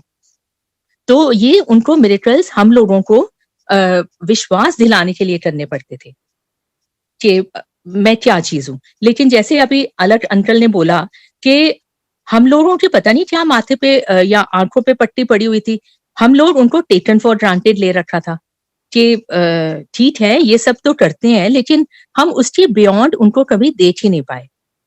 और एक और मुझे बहुत अच्छी बात पता लगी थी, चंडीगढ़ में है नवराज अंकल जो गुरुजी की काफी सेवा करते थे।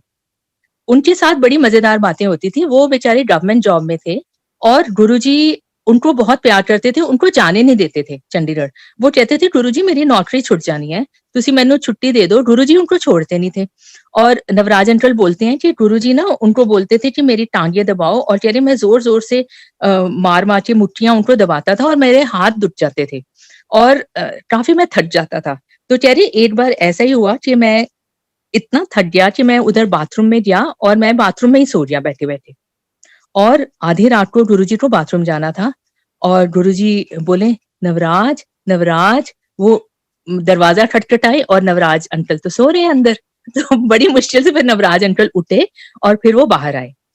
तो अब गुरुजी क्या उस जमाने में हर किसी की तकलीफ अपने ऊपर ले लेते थे, और अपने ऊपर लेके और वो पूरा दुख सहते थे, उसका पूरा पेन अपने ऊपर लेते थे। और किसी ने शायद उनसे, शायद मैंने सुना है, पूछा भी था कि गुरुजी जब आप सबको क्योर करते हो तो आप अपने आप को क्यों नहीं क्योर कर सकते। तो वो अपने पे वो पूरा दर्द सहते थे, तो तभी उनकी टांगें दर्द होती थी, कभी कुछ दर्द होता था। एक दो बार मैंने ये भी सुना है कि एक किसी का उन्होंने थ्रोट कैंसर ठीक करा था, और उनका थ्रोट पे वो आ गया था इफेक्ट। और फिर इसीलिए कई बार गुरुजी मेडिटेशन में चले जाते थे, और पता ही नहीं लगता था वो कहाँ गए। इतना पता होता था गुरुजी कहीं मेडिटेशन में चले गए हैं, कहीं पहाड़ों में जाते थे या कहाँ जाते थे, बीच में से वो गायब हो जाते थे। तो बचपन में भी मैं आपको बताती हूँ, वो अपनी मम्मी को बहुत तंग करते थे। जैसे सभी बच्चे होते हैं नटखट बालक की तरह, कभी कहीं बैठ के मेडिटेशन कर रहे हैं, कभी मंजी के नीचे बैठ जाते थे और वो ढूंढती रहती थी बेचारी, और कभी उनको पता ही नहीं लगता था खेतों में बैठे हैं, पानी इतना ऊपर आ गया, लेकिन वो मेडिटेशन में बैठे हुए हैं, क्योंकि he was not meant to be a normal human being.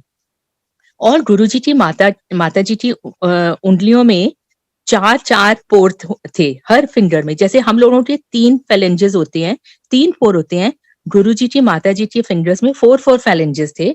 और ये तभी होता है जब कोई उसी मतलब लेडी के हाथ में होता है जिनके कुख से गुरुजी का जन्म हो, महापुरुष का जिससे जन्म हो। तो गुरुजी ऐसी, उनकी माता जी भी ऐसी ही बहुत ही डिवाइन सोल थी, और वो भी लाइन में लग के गुरुजी को मत्था टेकती थी। बहुत ही प्यारी इंसान थी वो भी। So this is that part. And then और एक बड़ी अजीब बात होती थी, गुरुजी जब हमें प्रसाद देते थे तो बहुत अजीब बात है, आपने कुछ फोटोज में भी देखा होगा कि वो हमेशा एक अपने राइट हैंड से एक साइड से ऐसे करके प्रसाद उठाते थे। आराम से कोमल कोमल हाथ थे गुरुजी के, और वो आप एक हाथ से उठाते थे, और हम लोग जब प्रसाद लेते थे हम 2 हाथ करके लेते थे और हमारे दोनों हाथ भर जाते थे। मतलब इतना भर जाते थे कि हम सोचते थे अब खाएं कैसे, या तो मुंह लगा के खाएं, बिकॉज वो इतना ज्यादा प्रसाद हो जाता था। और हम कभी किसी को बांटते थे अपने फैमिली में, हाय तू खा ले प्लीज। और हमको ये नहीं मालूम था कि उसमें कितनी ब्लेसिंग्स हैं गुरुजी की, कितना उसमें हमारा क्योर कर देते हैं उसको, कितनी ब्लेसिंग्स हैं उसमें। एक बार तो मेरा भी सौभाग्य हुआ है, हम लोगों का सौभाग्य हुआ है कि हमारे सामने गुरुजी ने डिवाइन प्रसाद लिया, और जब वो डिवाइन प्रसाद लेते थे, प्रकट करते थे, तो उनकी बहुत एनर्जी यूज होती थी। काफी उनको मतलब काफी मशक्कत करनी पड़ती थी। तो एक बार मैं उनके पास ही बैठी थी और उन्होंने मेरा दुपट्टा ऐसे लिया और सर पे कस के बांधा अपने, और फिर उसके बाद उन्होंने एकदम एनर्जी यूज करी और वो प्रसाद आया, और फिर उन्होंने वो प्रसाद हम सबको बांटा। सो ये बात मुझे ऑलमोस्ट भूल रही थी, और जब मैं एक बार सेवा कर रही थी मंदिर में, तो मुझे वो बात याद आई, और मैंने अपने साथ जो मेरे सेवादार कर रही थी आंटियां, मैंने उनको मेंशन किया कि ऐसे करके मुझे तो एक बार गुरुजी ने अपना मेरा दुपट्टा लेके सर बांधा था, और मुझे ये भी मालूम है कि वो ग्रीन कलर का दुपट्टा था, लेकिन मेरा वो दुपट्टा गया कहाँ। वो कहती आंटी प्लीज ढूंढो ढूंढो ढूंढो। मैंने कहा इतने साल हो गए, और मैंने कितने कपड़े हम लोग डिस्कार्ड कर देते हैं, दे दिया। तो जनरली क्या होता है कि मैं सूट तो निकाल देती हूँ, कई बार दुपट्टा बहुत अच्छी कंडीशन में होती है तो वो रहते हैं। तो मैंने कहा अच्छा मैं ढूंढूंगी। मैंने बहुत ढूंढा, अलमारियां ढूंढी, कहीं नहीं मिला, लेकिन वो मेरे जहन में था दुपट्टा। तो लकीली क्या हुआ कि एक बार मैं स्टोर में कुछ चीजें निकाल रही थी ट्रंक्स में से, और तब वो दुपट्टा सामने आ गया। तो मैंने कहा देखिए ये भी मैं भूल चुकी थी, और गुरुजी ने ही याद कराया, और वो मुझे दुपट्टा मिल गया। So I felt so good about it कि पता नहीं Guruji, again this is blessing कि गुरुजी कुछ याद दिला रहे थे और वो करा। और गुरुजी अपनी आई एम ऑल्सो ब्लेस्ड कि गुरुजी ने मुझे अपना चोला भी दिया हुआ है। वो भी क्या करते थे गुरुजी, जैसे ड्राई क्लीन होके आए, फ्रेशली ड्राई क्लीन होके आए, और हम खड़े हैं और ऐसे फेंक देते थे, मतलब जैसे आपको बोलते हैं कैच। तो एक मुझे उन्होंने चोला दिया, विच आई फील सो ब्लेस्ड। मतलब हम बड़े स्टूपिड थे कि उस टाइम हमने इन चीजों को वैल्यू नहीं करा। अब लगता है कि गुरुजी कितना ज्यादा हमें ब्लेस करके रहे हैं। और अपने हाथों से गुरुजी, जब हम कई बार प्रसाद खाते थे वहां पे, लंगर प्रसाद करते थे, गुरुजी अपने हाथों से घूम घूम के हमें रोटी प्रसाद देते थे हमारे हाथ में। और एक बार तो उन्होंने हमें अपने बेडरूम में भी लेके गए हुए थे, हमें ले गए थे अंदर कि गुरुजी अंदर बुला रहे हैं, और हमें गुरुजी ने अपने साथ बैठ कर लंगर करवाया। आप सोचिए कि हमारी हालत क्या रही होगी कि गुरुजी के सामने बैठ के लंगर करना हो और उसी थाली में करना हो, तो मुंह में तो निवाला जाने का मतलब ही नहीं। तो इतने प्यार दिया है गुरुजी ने, इतना हमें इज्जत दिया है, इतना प्यार दिया है। और दूसरी बात, हम लोग जैसे जाते थे मत्था टेकते थे, तो गुरुजी हर किसी को अपने पाँव को छूने नहीं देते थे। आप या तो कई बार वो दूर से ही इशारा कर देते थे कि जैसे हाथ से कि नहीं नहीं डोंट टच मी, और जनरली हम लोग तो जैसे सीधा ही जाके मैं तो पकड़ ही लेती थी उनके, और वो अपना मुंह उस तरफ कर लेते थे, लिटरली पकड़ के मैं तो आई यूज्ड टू टेक वो मत्था। और हम लोगों से टांगे भी दबा लेते थे कि अच्छा दबा, और जोर दी दबा, और जोर दी दबा।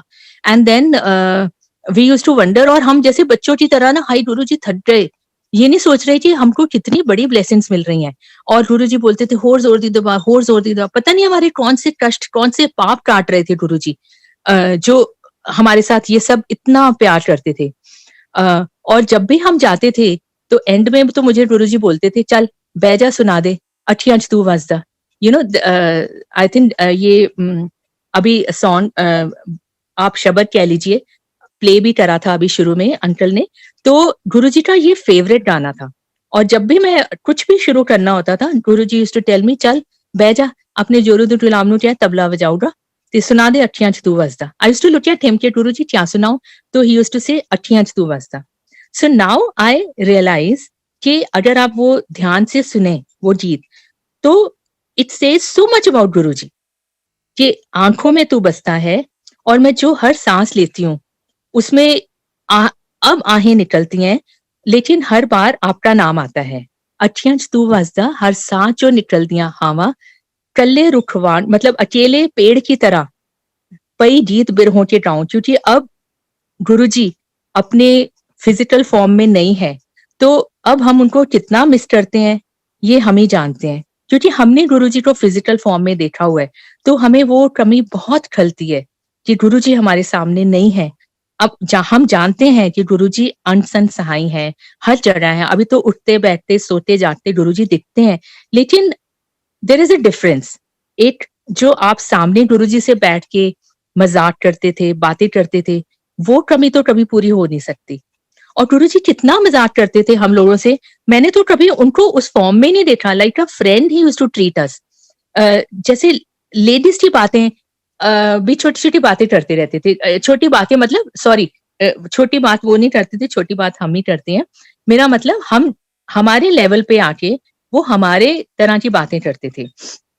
एक मुझे याद है कि मेरा एक बहुत उस टाइम दिल था कि मैं एक सॉलिटेयर की रिंग बनाऊं।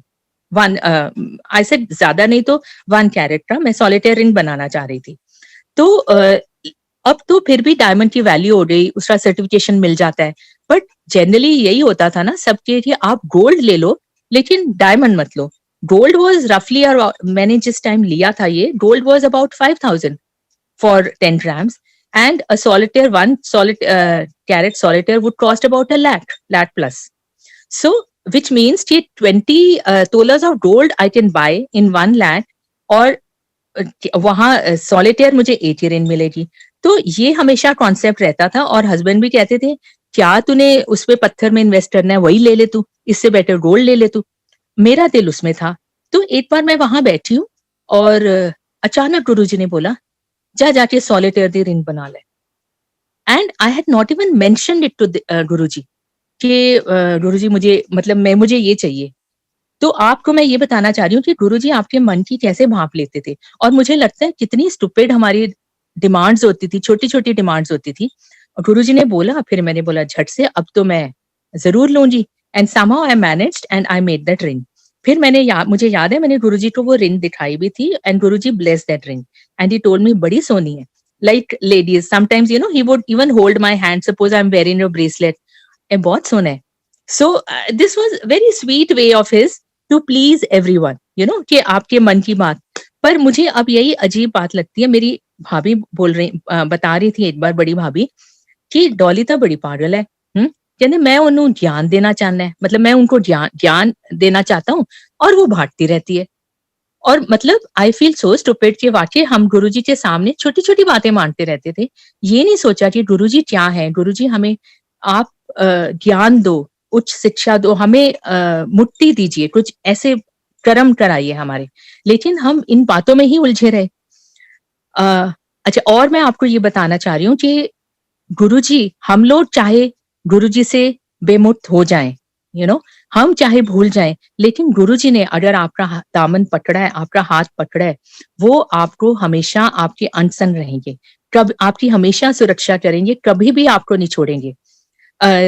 जब गुरुजी ने चोला छोड़ा उसके बाद मेरा ख्याल मैंने बाद में सबसे डिस्कस करा है पुरानी संगत से, हम स्लोली हमको लगा कि गुरुजी तो चले गए, तो हम थोड़ा हटने लग गए गुरुजी से कि गुरुजी तो है नहीं, हम तो यही सोचते रह गए।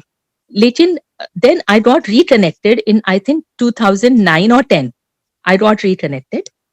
तो देन ऑफ कोर्स फिर मैंने गुरुजी को बोला कि गुरुजी मैं बहुत बेवकूफ थी, आपको छोड़ दिया, अब आप प्लीज मेरा पल्ला मत छोड़िएगा। तो हम लोग फिर से रिकनेक्ट हो गए और अबाउट 10 years बैक की बात है। मेरा बेटा वाज लाइक टीनेजर बॉय जैसे होते हैं। He met with a very serious accident. जैसे अभी अलर्ट अंकल भी बता रहे थे, we bought a new this was a new car we bought. I think it was just a week old, Skoda Laura. And ये जो Skoda की cars हैं, they are very very strong. उनकी body is very strong generally. So it was only a week old और सामने से एक dumper आया या opposite side से आया and इसने उसको बचाने के लिए he took the car on the wrong side and banged into some wall or something. बड़ा जबरदस्त टक्कर and it was at a high speed. इतनी जोर से उसकी टक्कर हुई कि आप ये सोचिए कि मेरा बेटा और उसका एक फ्रेंड साथ में था। और जनरली आप ये कार्स को अगर देखो तो इनमें सेंट्रल लॉकिंग होती है और अगर एक्सीडेंट हो तो वो जनरली लॉक हो जाता है, सेंट्रल लॉक हो जाता है। और इनके आप सोचिए एयर बैग्स खुल गए with that impact and luckily they could walk. उन्होंने दोनों ने दरवाजा खोला, इनको खरोंच तक नहीं आई बच्चों को, दरवाजे खोले, दोनों के दरवाजे खुल गए और आराम से बाहर आ गए। Of course they were shocked, they were in trauma, like कि क्या हुआ, झटका जरूर लगा उन्हें, लेकिन the car was damaged 100%। It was totally return of.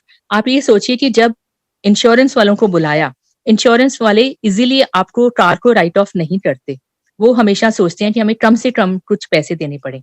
उन्होंने खुद आके बोला कि this can not be repaired, it's completely damaged.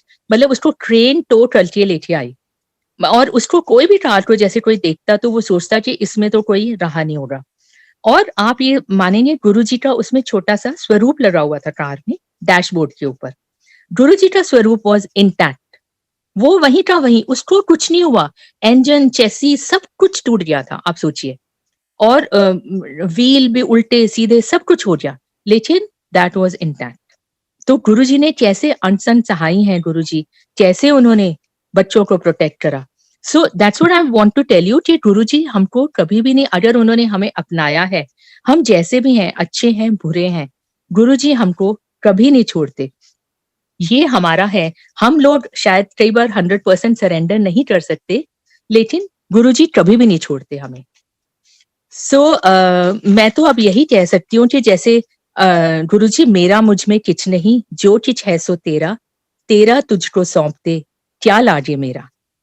और एक बात और, जैसे अंकल बता रहे थे, अलग अंकल, कि जब हम एम्पायर स्टेट में जाते थे तो हमारे सामने जो गुरुजी के वहां स्वरूप लगे हुए हैं, वहां अगर आप गुरुजी की तरफ से अगर देखें तो राइट साइड में जो सोफे के ऊपर स्वरूप लगे हैं, उसमें से हमारे सामने कई बार उसमें से अमृत निकला है और गुरुजी ने हमें बोला है कि देखिए, और हमने उसको टच करके और टेस्ट करके भी देखा था कि वो एक्चुअली और बड़ा ही खुशबू उसमें से आती है और वैसा अमृत उसमें से निकला था।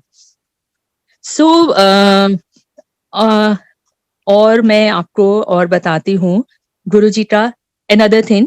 अभी अबाउट जैसे लॉकडाउन शुरू हुआ, my mother had a fall और उनका थाई बोन फ्रैक्चर हो गया। अब अभी लॉकडाउन शुरू ही हुआ था, it was first week of about April. तो नेचुरली जब उनका बोन अब टूट गया तो this was an emergency case, तो उनको लेके जाना पड़ा, हॉस्पिटल लेके गए फोर्टिस। सो हम लोग बहुत ही वरीड हो गए बिकॉज हम लोग यहाँ पे, खैर माय ब्रदर, भाभी and my sister was there, तो हम लोग बहुत परेशान हो रहे कि अब क्या होगा। तो नेचुरली हमने गुरुजी को, आप जब कोई भी संकट हो तो आप गुरुजी को ही याद करते हैं। तो मैंने बोला कि गुरुजी आप ही उनको देखेंगे प्लीज।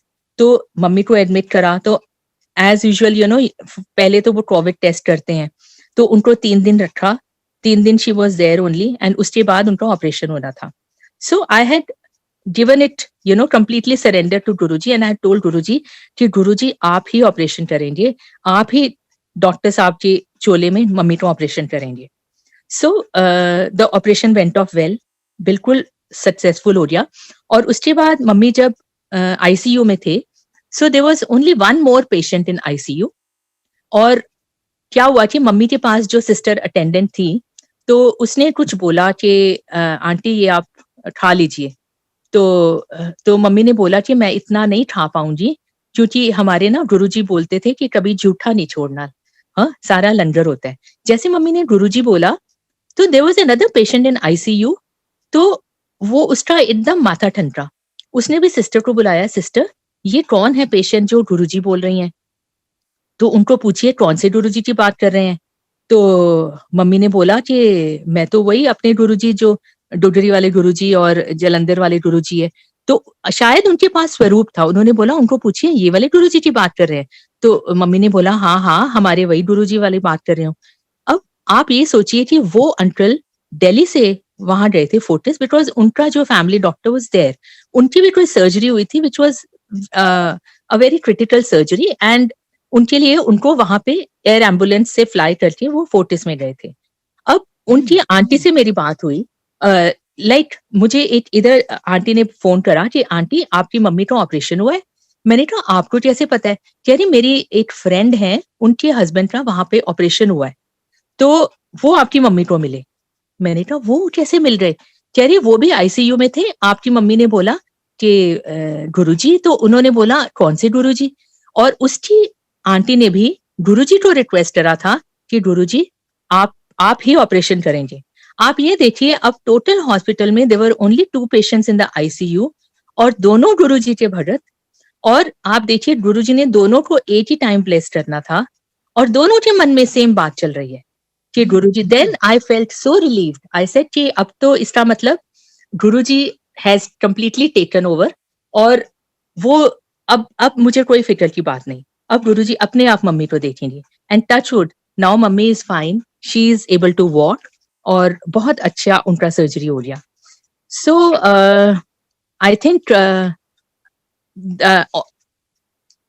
हाँ जी, एक मैं और आपको बताती हूँ कि जैसे उस टाइम गुरुजी हमको काफी सारे स्वरूप एक पॉकेट साइज के भी हमें देते थे. आई स्टिल हैव दैट, जिसके ऊपर एक क्लिप लगा हुआ होता था, and you could attach it on your pocket.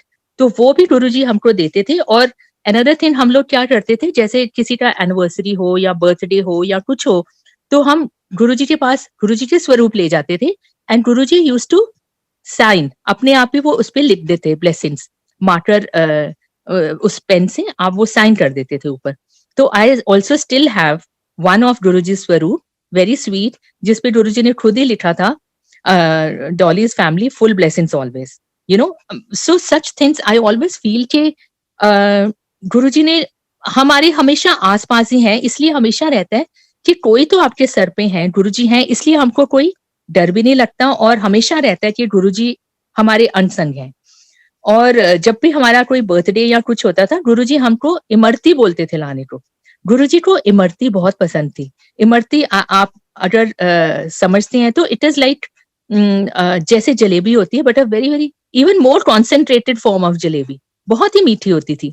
और ये नहीं थी कोई भी प्रसाद लेके जा सकता था. गुरुजी यूज्ड टू ओनली से कि हाँ लेके आओगे तो लेके जा सकते थे, नहीं तो ऐसा नहीं था कि कोई भी कुछ ले जाए. वो तो शायद अब भी ऐसे ही चलता है. सो नाउ ऑल दिस, वही मैं कह रही हूँ, अभी में मैं जो बातें कर रही हूँ, I think these are all materialistic, but Guruji is much above all this. और हम लोग सारे हमेशा गुरुजी की इसी तरह से मिलके सेवा करें कि सतगुरु की सेवा सफल है, जे को करे चित लाए. सो हमारे गुरुजी अनसन रहेंगे, and we should all surrender ourselves to Guruji. And I think here I will end my satsang here, Uncle. Jai Guruji. Next, I request Archana Srivastava aunty. Archana aunty, please आएं और सत्संग शेयर करें. जय गुरुजी. बहुत बड़ी सौभाग्य की बात है, गुरुजी बुलाते हैं, दरबार में बिठालते हैं, सत्संग सुनवाते हैं, सत्संग करवाते हैं. सो अनंतम शुक्राना गुरुजी आपका. सबसे पहले इस पवित्र दरबार में गुरुजी के चरणों में शत शत नमन, कोटि कोटि प्रणाम. सारी आई हुई संगत जी को नमस्कार, प्रणाम, जय गुरु जी। और बहुत खुशी होती है, सच में अंदर से दिल जैसे ना बिल्कुल भर आता है जब इतने प्यारे सत्संग सुनने को मिलते हैं। अब तो गुरु जी ने ये जो पूरा टाइम था ये ऐसा निकाल रहे हैं, अभी तक निकाला है, जैसे लगता है कि रीयूनियन करा रहे हैं सारी class of 80s, class of 2000, class of 90s। तो ये सारे जब पुराने आके सत्संग शेयर करते हैं, सी गुरुजी तो कभी प्रवचन नहीं करते थे, गुरुजी ने कभी कोई सरमन्स नहीं दिए, गुरुजी ने सिर्फ प्रैक्टिकल करके दिखाया और गुरुजी ने सत्संग सुनवाए। गुरुजी सत्संग पे इसीलिए इतना एम्फेसाइज करते थे कि गुरुजी जो कहना चाहते हैं वो सारे सत्संग गुरुजी के लिए उनका जरिया है, उनकी बात संगत तक पहुंचाने का। जब दरबार में खड़े होके गुरुजी सत्संग सुनवाते थे तो भी गुरुजी भी बड़े ध्यान से सुन रहे होते थे एक एक शब्द को, और बीच बीच में संगत की तरफ ऐसे नजर मारते थे, निगाह डालते थे और ऐसे सुनने को बोलते थे कि ध्यान से और ध्यान से सुनो। मतलब वो कभी अपनी एक आईब्रो को ऐसे करेंगे, कभी आंख के इशारे से ऐसे संगत को अपने चेहरे से, अपने डिवाइन चेहरे से बताते थे कि सुनो ध्यान से, देखो क्या बोल रहे हैं ये, और यही है जो मैं तुम्हें सुनाना चाहता हूँ, यही मैं तुम्हें कम्युनिकेट करना चाहता हूँ। तो आज तक वैसे ही है, ये सारे सत्संग गुरुजी के प्रैक्टिकल्स हैं और गुरुजी ही सुनवा रहे हैं, और इन सब से आज तक कितना कितना कल्याण हो रहा है सारी संगत का। इसीलिए दिस सत्संग्स, ये चाहे पुराने हो नए हो, ये हमेशा ही रेलिवेंट रहते हैं। हर बार सुनने में इनमें मीनिंग, रेलिवेंस और गुरुजी का मैसेज और कम्युनिकेशन होता है। So thank you Guruji for this. और सबसे बड़ी खुशी की बात, बड़े मंदिर खुल रहे हैं, इससे बड़ा सौभाग्य, हालांकि हम तो यहाँ यूएसए में बैठे हैं, फिर भी अंदर से इतनी खुशी लग रही है, सच बताऊं। और सारी संगत जी को बहुत बधाई हो, सारे सेवादारों को बहुत बधाई हो, और गुरुजी सब पे ऐसी मेहर करें, ब्लेसिंग करें। सारा कार्यक्रम बहुत अच्छी तरह से गुरुजी चलाएंगे। सारी संगत प्लीज कोऑपरेट करिए, जैसे जैसे बोला जाता है। उस टाइम पे भी देखिए हम जाते थे, चाहे बड़े मंदिर हो चाहे एम्पायर स्टेट हो, सेवादार अंकल लोग जो भी कहते थे हम बिल्कुल सर माथे लेके उसको गुरुजी का हुक्म समझते थे और बिल्कुल वैसे ही करते थे। कभी लाइन नहीं कट करते थे, लाइन में जहां खड़े हैं वहीं खड़े रहें, क्योंकि गुरुजी ने खुद बोला था कि तुम नहीं जानते हो, जब तुम लाइन में लगते हो दर्शन करने के लिए मेरी, तो तुम्हारे साथ कौन कौन से देवी देवता खड़े हैं ये तुम्हें नहीं पता, ये मुझे पता है। अब बताइए कितने भाग्यशाली है हम कि जो स्वर्ग से देवी देवता उतर के गुरुजी के दर्शन करने के लिए आते हैं, हमें भी वो सौभाग्य मिलता है यहाँ रह के, इस धरती पे रह के, इस मानव जीवन में ऐसा सौभाग्य मिला, इससे बड़ी क्या खुशकिस्मती है। तो गुरुजी ने यही कहा है कि कभी भी लाइन में इधर उधर नहीं करें, कट नहीं करें लाइन को। दूसरी चीज, जब हम दरबार में जाते थे एम्पायर स्टेट में, तो जब तक हम अंदर वॉक करके जाते थे तब तक तो हम अंकल आंटी फैमिली हैं, सब है। जैसे ही पहला कदम दरबार के अंदर रखा, आप सिर्फ एक इंडिविजुअल संगत हो, इंडिविजुअल सोल हो जो गुरुजी के दरबार में है, उस डिवाइन मैजिक किंगडम में गुरुजी के उस रूहानी दरबार में आप सिर्फ एक गुरुजी की संगत हो और कुछ नहीं। तो सारी पहचान खो जाती है, उसके बाद सिर्फ गुरुजी और आप रह जाते हो। जब मैं और अंकल जाते थे एम्पायर स्टेट दरबार, तो अंदर जाते ही पहले कभी कभी ये होता था कि अंकल सीधे ऊपर चले गए, अपस्टेयर्स वाले फ्लोर में बैठ गए जाके, मैं नीचे बैठ गई गुरुजी के पास में। कभी उल्टा हुआ, मैं ऊपर चली गई, अंकल नीचे बैठ गए। मोबाइल फोन्स तो खैर अलाउड ही नहीं थे, तो सवाल ही नहीं उठता, कोई कम्युनिकेशन नहीं होता था। और सच मानिए कभी जरूरत भी नहीं लगी कम्युनिकेट करने की, क्योंकि क्या करना है, जिस काम के लिए गए हैं गुरुजी से जुड़ने, बस वही तो करना है ना। वहां पे कोई किसी किस्म का सोशलाइजेशन गुरुजी नहीं पसंद करते थे। जैसे हम लोग संडे को जाते थे, हमारा दिन गुरुजी ने संडे बनाया था, आई टेल यू, संडे को जो क्रिम de la क्रिम होते हैं वो संगत आते थे, बहुत ही ऐसे। खैर गुरुजी के लिए सब बराबर हैं, फिर भी हम मानव हैं, हमें तो वी आर ह्यूमन बीइंग्स, तो हमें लगता था अरे वीआईपीज तो बहुत आते हैं, और संडेज को तो खासकर। तो लेकिन गुरुजी के लिए सब बराबर होते थे। गुरुजी ये नहीं है कि वहां पे बहुत वीआईपीज आ रहे हैं तो उनसे बोल के किसी का काम करवा रहे हैं, या हम वहां पे किसी से बोले कि भले ही कोई बंदा आया है संगत जिसकी फाइल किसी एक पर्टिकुलर मिनिस्ट्री में अटकी हुई है, और वो उसके साथ बैठ के उस मिनिस्टर के या एमएलए के साथ बैठ के लंगर खा सकता है, लेकिन उससे अपने काम के लिए नहीं बोल सकता है। ये बिल्कुल स्ट्रिक्ट नो है। बिल्कुल नहीं करना है। कोई पर्सनल बिजनेस डील्स, कोई किसी तरह का बिजनेस ट्रांजैक्शन, एंडोर्समेंट, ये सब नहीं करना है, बिल्कुल नहीं करना है। और जब गुरुजी के यहाँ जाते थे तो पहली नजर में जो गुरुजी ने स्कैन कर लिया, गुरुजी हमेशा गुरुजी के लिए ये संगत में कहा गया था कि जब आप आते हो तो जैसे ही पहला कदम रखते हो, गुरुजी आपको पूरा स्कैन कर लेते हैं, हेड टू टो, सिर्फ शरीर नहीं, आपकी आत्मा को भी। एज अ सोल आपकी क्या जर्नी रही है, कहाँ कहाँ आप जा चुके हो, whatever you have been through, whatever you have gone through, सब गुरुजी एक फ्लैश ऑफ द सेकेंड में, ऐसे एक नजर में आपकी सारी यात्रा को जान लेते हैं। तो वो यात्रा कहाँ से शुरू होती है वो हमें दिखता है इस जन्म में, लेकिन उसका और छोर सिर्फ गुरुजी जानते हैं, कहाँ शुरू कहाँ खत्म, ये सिर्फ गुरुजी जानते हैं। तो गुरुजी एक्सरे कर लेते थे, आपकी फाइल खोल देते थे। क्या होता था, जैसे ही आप गुरुजी के सामने जाते हैं तो गुरुजी आपकी फाइल खोल देते हैं। तो जब फाइल खोल देते हैं मतलब कि वो फाइल पे काम भी कर रहे हैं।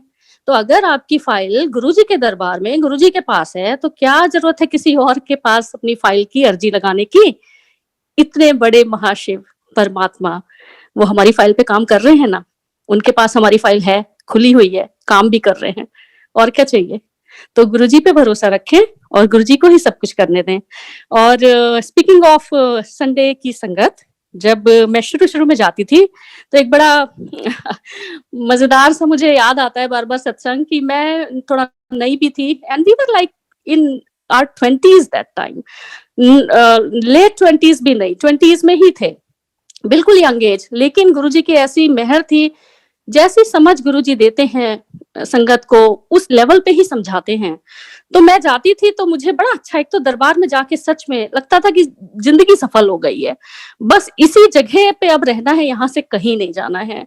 तो मैं गई थी और शुरू के दिन थे वो, तो मेनका गांधी आंटी आती थी and somehow I used to be a secret admirer of Maneka Gandhi aunty. I am confessing it today. सो मैं उनकी सीक्रेट एडमायरर थी। अब वो तो रहती थी, हालांकि गुरुजी जब जहां बैठे हैं, वो जब अपने पूरे जलवे में बैठे हैं, उनके सामने सब कुछ फीका था। वो जब बैठते थे गद्दी पे, king of the kings, royal majestic, शहंशाहों के शहंशाह, उनके सामने कोई भी आ जाए फीका ही लगता था, इतना उनका जलवा और नूर था। लेकिन बस ह्यूमन बीइंग्स है तो नजर पड़ गई थी आंटी पे। और वो क्या करती थी कि जो गुरुजी का सिंहासन है और जो पीछे की विंडो है एम्पायर स्टेट में, उसके बीच वाली जगह पे बैठती थी, थोड़ा अंदर ही होके बैठती थी, ज्यादा दिखाई नहीं पड़ती थी बाहर। तो मैं थोड़ा उनकी तरफ भी मेरी नजर चली जाती थी। फिर क्या हुआ कि एक बार जब लंगर का टाइम हुआ तो लंगर के लिए आधे सबसे पहले वाला लॉट जब बैठ जाता था, कक्कड़ अंकल बाद में आके बोलते थे लास्ट राउंड फॉर लंगर, तो हम तो लास्ट में ही रहते थे, तो हम बाहर निकलने लगे। तो जब फर्स्ट रो बैठी थी तो मैंने देखा कि गुरुजी बैठे हैं और जो बगल वाली वॉल है, वॉल के साइड में मेनका आंटी हैं और सारी संगत भर चुकी है, रो भर चुकी है। मैं बिल्कुल एम्पायर स्टेट के जो ऊपर की सीढ़ियां हैं उनसे एकदम कदम रख के ऊपर चढ़ के बाहर जाने वाली थी। जब गुरुजी बैठते थे वहां पे, गुरुजी आपके दिमाग को, आपकी सोल को ऐसे कंट्रोल कर लेते थे और टेलीपैथी से आपको ऐसे मैसेज देते थे कि आप तुरंत उसको रिसीव कर ले।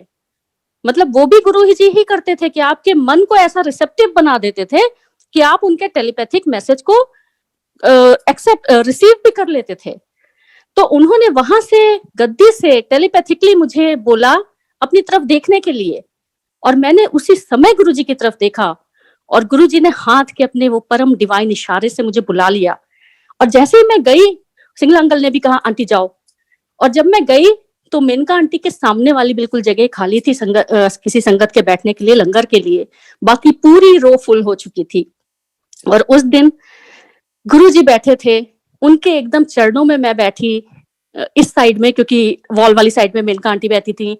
उनके बिल्कुल सामने बैठ के एक ही थाली में सबसे पहले थाली को प्रणाम करके रोटी प्रसाद हाथ में दे देते थे, कोई भी संगत दे देती थी। उन्होंने मुझे दिया और मैंने लिया और मैंने उसको मत्था टेका। उस दिन गुरुजी ने ये एहसास कराया कि सब बराबर हैं, कोई डिस्क्रिमिनेशन नहीं है, कोई छोटा बड़ा नहीं है, और ये भी एहसास कराया कि तुम्हारे मन में कोई भी इच्छा हो, मुझे पता है not even your conscious wishes, your unconscious wishes also. और मैं बैठी और फिर उन्होंने लंगर के दौरान ही आंटी ने मुझे एक दो अच्छी सीख भी दी, जिनको भी मैं गुरुजी का ही हुक्म और मैसेज मानती हूँ, क्योंकि लड्डू था और मुझे लगा कि इतना बड़ा लड्डू है, मैं बाहर ले जाके बाद में खा लूंगी। उन्होंने कहा फिनिश योर लड्डू। मैंने कहा ओके, आई कीप इट। उन्होंने कहा फिनिश योर लड्डू हियर, मतलब वहीं खत्म करना है। और उस दिन जब गुरुजी के चरणों में बैठी थी, गुरुजी जब बैठते थे तो वो थोड़ा सा अपने चोले को एडजस्ट करते रहते थे, कभी पैर के ऊपर पैर रख लेते थे, कभी मतलब अपनी वो जो बॉडी लैंग्वेज थी उनकी, वो इतनी डिवाइन होती थी। वो जब ऐसे जरा सा पहलू भी बदलते थे ना, तो लगता था कि न जाने क्या क्या उन्होंने कर दिया, इतने में ही कितनों को ब्लेस कर दिया, कितना का कल्याण कर दिया। तो उस दिन भी उन्होंने वही किया, पैर के ऊपर पैर दोबारा ऐसे रखा, उनका चोला मुझे टच हो गया, छू गया मुझे वहां पे बैठ के लंगर करते समय, क्योंकि मैं उनकी तरफ बैठी थी और मेनका आंटी सामने की वॉल के साइड में बैठी थी। तो वो है ना जगजीत सिंह का चलता था कि एक जरा हाथ बढ़ा दे तो पकड़ ले दामन, बिल्कुल वही मन में आया और गुरुजी ने ऐसे ब्लेस किया उस दिन। तो ये सब इतने प्यारे अनुभव हैं। और गुरुजी का दरबार सारे रिलीजन्स के लिए था, सारे धर्मों के लोग, अगर शब्द चलते थे तो ओम नमः शिवाय भी चलता था, और सूफी कलाम भी चलते थे, बाबा बुल्ले शाह के, वारिस शाह के, और नुसरत साहब की कवालियां, तुम एक गोरख धंधा हो। और सच बता रही हूँ, आज डॉली आंटी ने सत्संग किया है, इतना अच्छा लगा सुन के, क्योंकि म्यूजिक, जैसे आंटी ने बोला, बिल्कुल वो खुदा की इबादत है, वो रब की इबादत है। गुरु जी ने म्यूजिक से बहुत कनेक्ट किया संगत को। शब्द चलते थे, भजन चलते, अमृतवाणी, और उसके बाद जब ये चलता था सारी ये नुसरत साहब के, हंसराज हंस के नित खैर मंगा सोनिया में तेरी, दुआ ना कोई होर मंगदा, या तू माने या ना माने दिलदारा, असा तो तने रब मनिया। ये सब भी इतने मेडिटेटिव और इतने कनेक्टिव होते थे। इनसे इतना कनेक्शन गुरुजी से आज तक आता है, ये मेडिटेशन से कम नहीं है। इनको आप बैठ के ध्यान से सुनिए, इसीलिए गुरुजी सुनवाते थे, क्योंकि इनसे भी वही कनेक्शन गुरुजी से आता है जो गुरुजी हमको देना चाहते हैं अपने साथ में। तो कोई भी ये नहीं है कि एक ही धर्म का है गुरुजी का दरबार, सारे धर्म के लोग, बिल्कुल खुला दरबार है गुरुजी का, ओपन हार्टेडली गुरुजी वेलकम करते थे सबको। और आजकल तो बड़ा पवित्र टाइम चल रहा है, नवरात्रे चल रहे हैं माता जी के, तो इसमें भी कोई वहम करने की जरूरत नहीं है। गुरुजी के यहाँ जाते हैं, बिल्कुल आपको जो आपके धर्म में है सब मानिए, गुरुजी ने कहाँ मना किया। हम तो गुरुजी के यहाँ जाने के बाद ही, हमारे जो मेजर तीर्थ स्थान होते हैं इंडिया में, हम तो गुरुजी के यहाँ जाने के बाद ही हमारा वो रास्ता खुला और हम सबके दर्शन करके आए, क्योंकि हमारे मन में इच्छा थी लेकिन हम जा नहीं पाते थे। तो स्पीकिंग ऑफ दैट, माता वैष्णो रानी हमेशा से ऐसा नहीं था कि कोई मान्यता मानी है, ऐसा नहीं था कि बहुत ही ऐसे कोई कॉन्शियस विश है, लेकिन अनकॉन्शियस में वो विश थी एक, मेरे अंकल की ज्यादा थी। तो जब इंडिया में रहते थे तब तो कभी नहीं ऐसा बना, बुलावा नहीं आया या क्या बोलिए, लेकिन यहाँ डालस में रह के लास्ट ईयर जब हम गुरुजी के यहाँ, गुरुजी ने समाधि लेने के पहले मुझे एक बार बोला था बड़ी मंदिर आई, और उस टाइम पे मुझे नहीं समझ में आया था क्योंकि कोई बड़ा फंक्शन तो था नहीं पास में, लेकिन बाद में समझ में आया था कि गुरुजी ने बड़ी मंदिर आई क्यों बोला था, क्योंकि उसके बाद उन्होंने समाधि ले ली थी। तो डालस से गुरुजी की इतनी मेहर है कि हर साल बुलाते हैं अपने बर्थडे के फंक्शन पे, और हम जाते हैं। तो जब भी जाते हैं तो डालस की संगत के लिए गुरुजी अपने आप ही पेंडेंट्स और गुरुजी के स्वरूप सब भेज देते हैं यहाँ पे, जितनी संगत जुड़ती है, और ये भी गुरुजी करते हैं, हमारा इसमें कुछ नहीं है योगदान कि हम कर रहे हैं। No one can take credit ever, कोई क्रेडिट अपने को नहीं ले सकता कि हम संगत जोड़ रहे हैं या हमसे संगत जुड़ रही है, ऐसा नहीं है, ये सिर्फ गुरुजी करते हैं। तो गुरुजी स्वरूप और पेंडेंट बड़े मंदिर से भिजवा देते हैं संगत के लिए यहाँ पे। इस बार हम लोग जब गए तो अंकल, मेरे अंकल विकास अंकल, वो मंडे को उन्होंने, अब इस बार माता का बुलावा भी गुरुजी ने करवा दिया, हाजिरी लगवा दी, और गए मंडे को। तो सोचा दिन में बड़े मंदिर चले जाएंगे, दर्शन कर लेंगे, फिर शाम की ट्रेन पकड़ेंगे। और जब वो गए तो उस दिन इतनी मैजिकली, इतने डिवाइन तरीके से गुरुजी ने सब कुछ प्लान किया कि उनको जो वहाँ सेवादार अंकल थे, उन्होंने, जब मेरे अंकल ने बताया कि डालस की संगत के लिए गुरुजी के स्वरूप चाहिए, तो उन्होंने इतने सारे स्वरूप दिए, इंक्लूडिंग 2 बिग वाले, बड़े वाले स्वरूप येलो चोला के। अब मेरे अंकल तो लैपटॉप बैग लेके गए थे, तो उन्होंने सोचा बड़े स्वरूप में रख के कैसे, तो उन्होंने वहीं बैग खरीदा मार्केट से जाके। ये सब गुरुजी की प्लानिंग थी। और हैंडबैग में हमेशा हम गुरुजी के स्वरूप को कभी भी ऐसे नहीं रखते, हमेशा अपने पास जो हैंडबैग है उसमें रखते हैं, या लैपटॉप बैग या जो है, तो उसमें रख के वो वैष्णो देवी तक गए। और वैष्णो देवी तक गुरुजी यात्रा करके मेरे अंकल के साथ वापस डालस यहाँ पे आए। तो ये गुरुजी किस ढंग से क्या कराते हैं, ये सिर्फ गुरुजी जानते हैं और कोई नहीं जानता है। इवन महासमाधि के बाद भी गुरुजी के शुरुआती दौर में हमें ऐसा लगा था कि कैसे चलेगा अब, क्योंकि हम तो इतना शैटर्ड, और इतनी सारी संगत इतनी शैटर्ड हो चुकी थी, like orphan, we were feeling like we have been orphaned. लेकिन गुरुजी ने इतना संभाला। एक तो सबसे पहले ही इतनी फ्रेग्रेंस गुरुजी के घर में आई, तो उसी दिन हम पहुंचे मंदिर, और इतनी फ्रेग्रेंस गुरुजी के घर में आई थी, तो वो जो रीअश्योरेंस था गुरुजी का, वो मिलने लगा था। और गुरुजी ने बहुत संभाला। उसके बाद से तो इतना गुरुजी का जो एक एहसास है, प्रेजेंस है, उनकी रीअश्योरेंस है, उनकी वार्मथ है, उनकी मौजूदगी का एहसास, वो इतना करारे हैं कि अब तो लगता है कि गुरुजी अपने जो विराट स्वरूप में, सर्वव्यापी स्वरूप में है, अपने यूनिवर्सल फॉर्म में। ये तो अब सच में बहुत अनुभव होता है। पहले तो हम सिर्फ लिमिटेड समझते थे कि गुरुजी सिर्फ बड़े मंदिर में है और एम्पायर स्टेट में है, लेकिन अब तो गुरुजी हर जगह हैं। सो इसीलिए मुझे बस यही लगता है कि जैसे गुरुजी जहां रख रहे हैं, सबको, सारी संगत को बहुत ब्लेस करते हैं गुरुजी जहां पे भी हैं। और जब महासमाधि के बाद में गुरुजी ने हमें जब डालस भेज दिया यहाँ पे, तो उसके बाद भी गुरुजी ने बहुत अपना कनेक्शन बना के रखा हमसे। आई ऑलवेज से, हम कभी गुरुजी से नहीं जुड़ते, गुरुजी हमें जोड़ते हैं, गुरुजी हमें अपने साथ लगा के रखते हैं। ये भी उनकी ही मर्जी होती है, हमारे हाथ में नहीं होता है ये। हम बहुत ही कमजोर होते हैं, हम कभी भी भटक सकते हैं, लेकिन गुरुजी ने हमारा हाथ पकड़ा हुआ है तो वो कभी नहीं छोड़ते हैं। और अगर गुरुजी हमारे साथ हैं तो फिर किस बात की फिक्र, फिर तो बस वो ही हैं सब कुछ संभालने वाले मालिक।